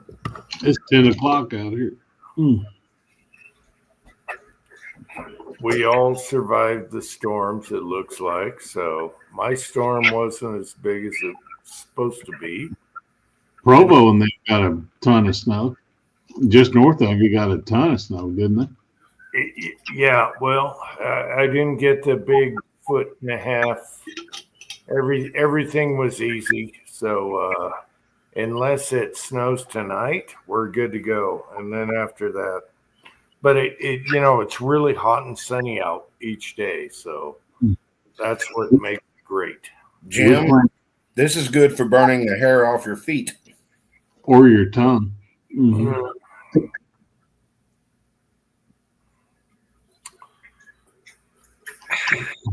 Or lighting a fire.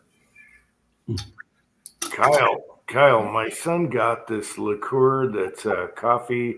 It's not Kahlua. It's made in Utah, and man, that tastes like real coffee. It's the best. It's the best shit ever. I got to do a video on that. He gave me a little sip of that with the White Russian. Oh my gosh, I should ask him for another.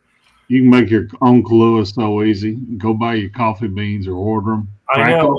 I did a making Kahlua vid, but this stuff is actually really strong. Like, I don't want to say Starbucks. A really strong coffee taste versus Kahlua, and it's made in Utah, and it's called Cowgirl Titties. I don't know what it's called, but it's made in Utah. Do you want me to knock on my son's door and find out what it is?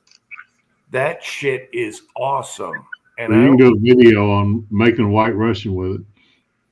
Yeah, I took a sip of White Russian last night he made, and that shit is. I'm gonna knock on his door and get the bottle. Hang on.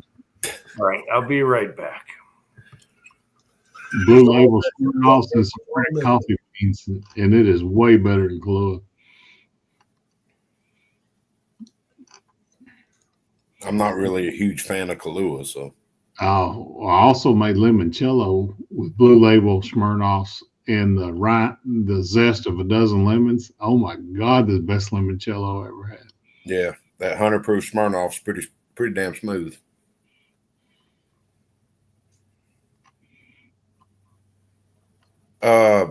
Ozark, do you like vodka?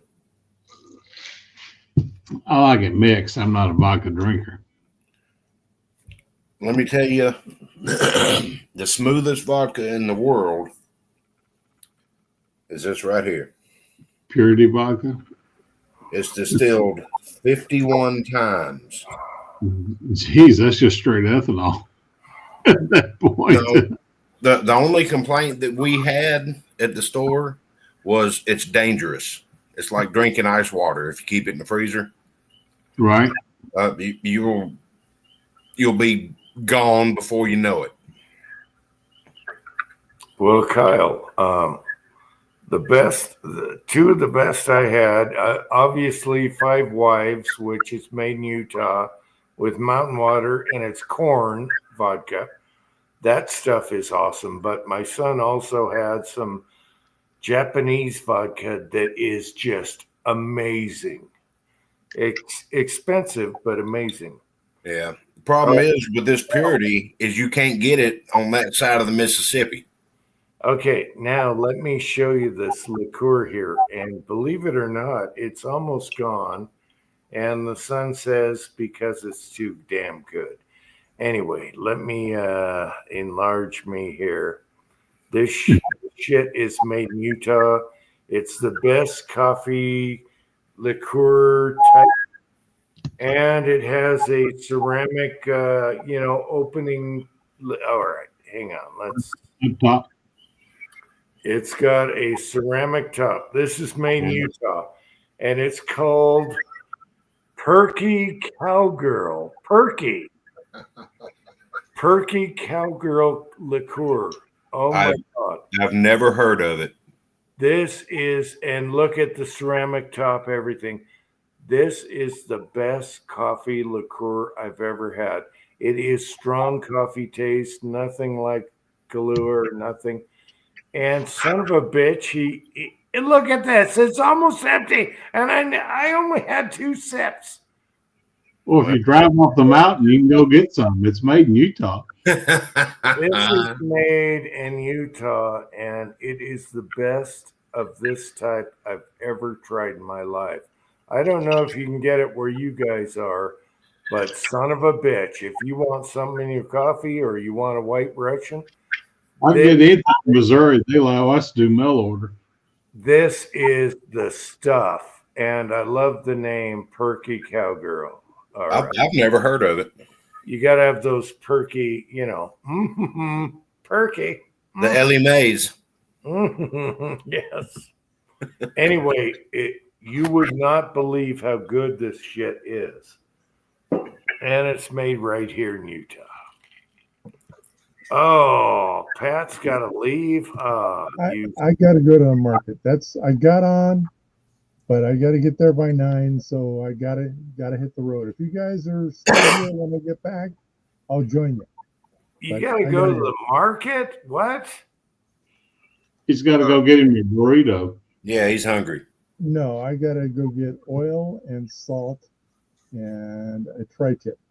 And you need Perky Cowgirl while you're at it. Get some Perky. Okay, I might just do that. Good night, you guys. It's been a pleasure. I'm All glad right. everything worked out for In a you. little bit. Thanks again, Pat. All right. Ozark, if you got problems with your HP, send me an email with a shot of the serial number and model number, and tell me what you want. All right. All right. Good night, Pat. Thanks for coming on. Good night, buddy. Thank you. Yeah. I'm probably gonna bail too. I need some fried rice. Lies. Fry rye.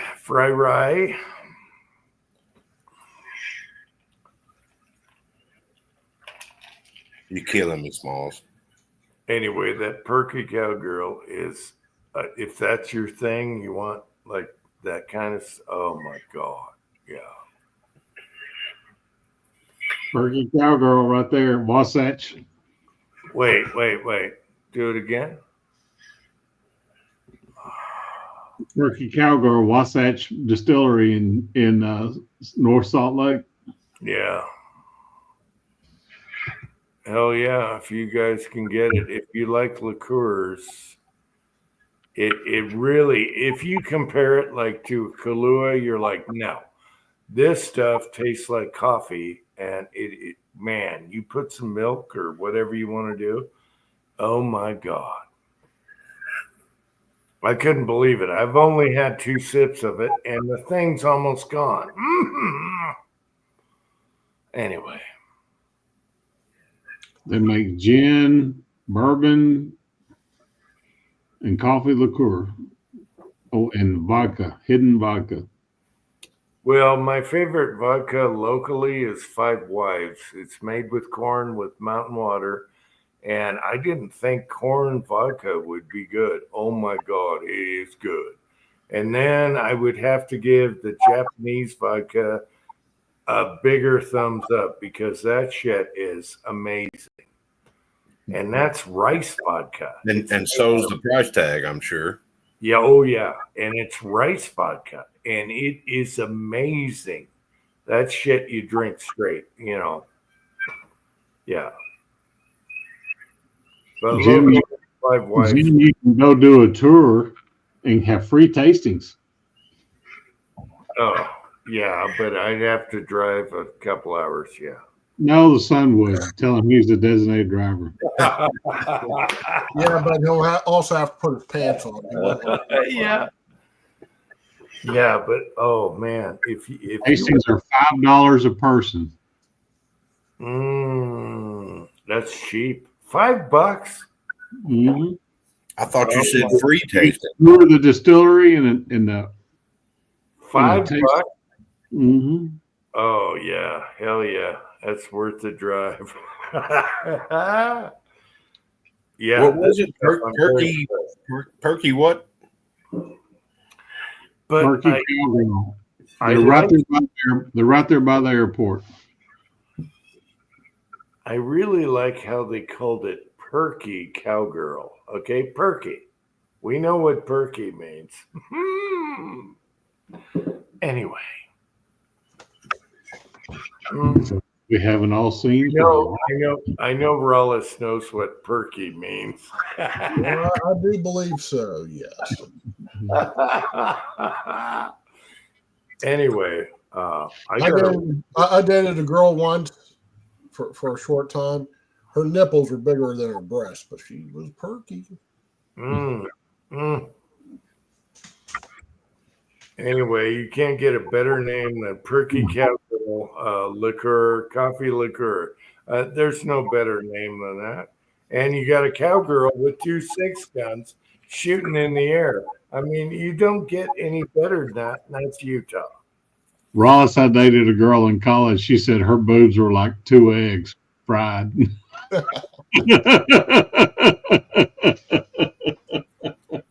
Yeah, this chick, she was so small, she'd wear a training bra and they'd just pop out because they're, she just.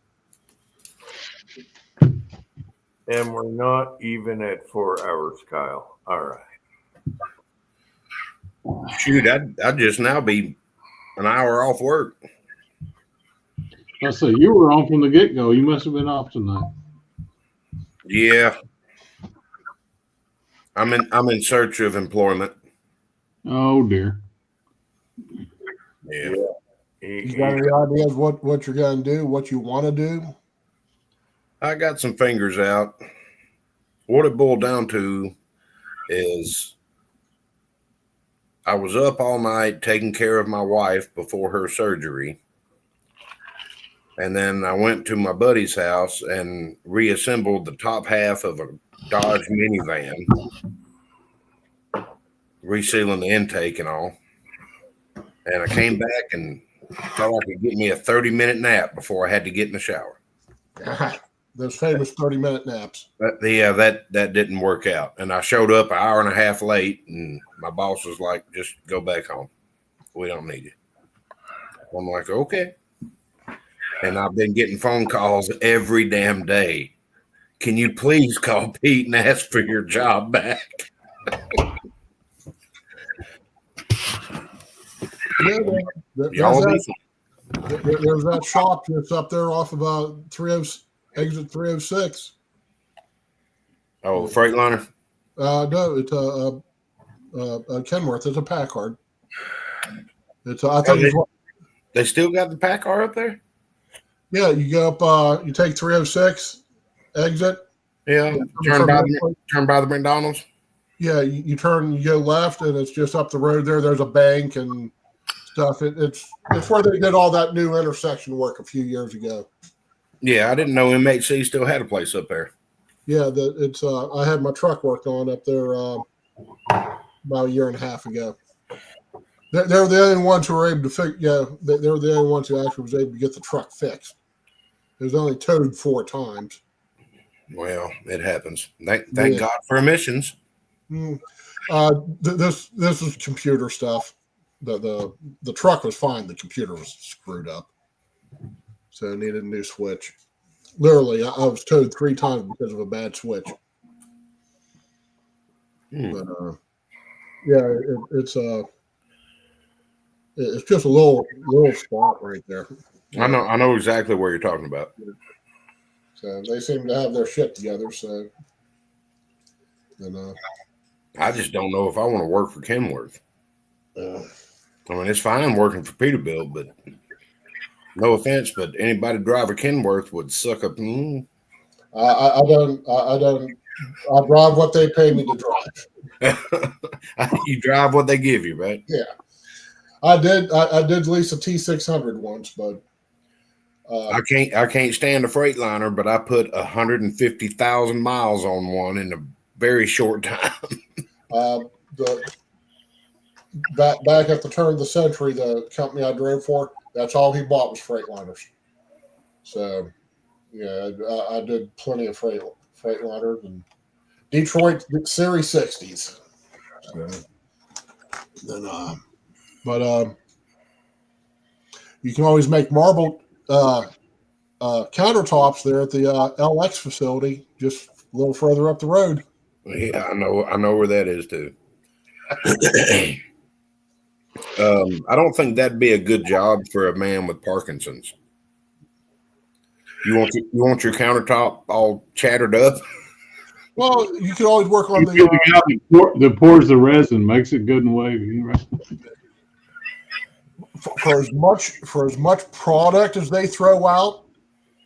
If they're smart, they grind it up and just sell it as friggin' They'd sell it to Utah and Nevada as yard filler. something like that. I mean, there's a lot of stuff there that most all of it's automated. The only thing you do is drive the crane around or drive a forklift around. Well, right now I'm worried about getting her back healthy. Yeah. That's what I'm focused on. I mean, I've got some fingers out. I got some applications put in. I've been to an interview with the same guy 3 times. Just working at a local auto parts place, being the commercial guy. There you go. And we've already negotiated a price and all that, and he said just fill out the online application, and I navigated that and got it put in, but I hadn't got an email or a phone call back yet. But it's only been like 2 days because I was busy taking care of her. Yeah, I mean, you do have some more important fires at the moment. Yeah. There, somebody at your experience level, being a mechanic, shop foreman, and all that, you know, you're not going to be unemployed for very long. No, I'm not worried about it. You still have your CDL? No, I'll let that expire. Okay, I was going to say, yeah. I mean, I get it back, but Yeah, I mean, with the experience you have, shouldn't be a problem. I don't want to drive a truck. I don't know if my back could. I don't blame you, but yeah, being a cop, a nurse, or a truck driver, you always have, you know, there's always a job you can get. Yeah. I mean, I could go to work tomorrow driving a dump truck, but I don't think my back can handle it. I tell you what, these guys around here that drive for Walmart say they take good care of their drivers. let's see, Walmart might be assholes somewhere else, but their logistics takes care of their drivers. Well, you're right there near the home base. Oh, well, yeah, I'm amongst them right here, but you know, they got distribution centers all over the country. It's dedicated routes too. You're driving the same route. Yeah.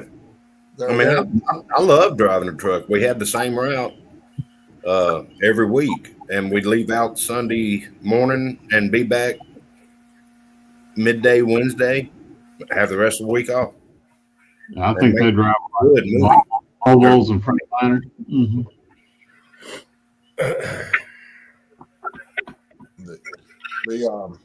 That's one thing. Like where I'm at now, they have plenty of flaws, but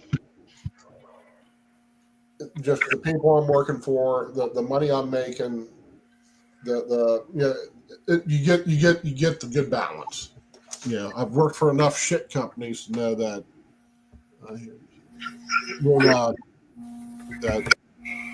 for what flaws they have, I'm willing to put up with it. There's just no way to make the money that I used to make, and I'm talking 25 years ago, with all the new laws and stuff like that, because we never shut the truck off. Right. We didn't have to have these 34-hour resets and all this shit. We just drive. I'd sleep, he'd drive. He'd sleep, I'd drive. Did you guys happen to see anything about that guy who he was pulling an Amazon container? He was working for an independent contractor, and he wiped out 4 or 5 people in Texas a couple days ago. And there's video of him talking. He has no English. Barely can speak English, and that's the norm nowadays. You got these guys. They're just running off the road. Running their super duper extreme high beams, and if you're passing somebody 1 mile an hour slower than what they can go, they get all hyper and fired up with you. Believe me, I would like to find something different. Damn, Jim, you all right? Jim, you okay?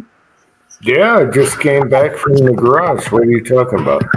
Oh, your mic's just going crazy. My mic? Mm-hmm. I guess you're on it or something. I don't know. I just plugged in, came back in. All right. I didn't know if you fell out on the floor or what. No. I just plugged in the device here and came back in the garage. Okay. I'm totally good. Well, gentlemen, I've got a house full of company coming tomorrow. We're going to have a big St. Patrick's Day corned beef cook-off. Well, and, wait, it wasn't yesterday. Wait, wasn't yesterday St. Patrick's? Nope. No, Monday is. I thought it was the 14th. No, Oh my gosh. Monday. Yeah. Oh my gosh. Okay. All right. I thought it was the 14th. I don't know why. I used to think that too. Monkey. Monkey man. It's Well, anyway, go get the kids. I gotta put corned beef on in the morning. it used to be the 14th, and they fired up CERN again, and we've had another.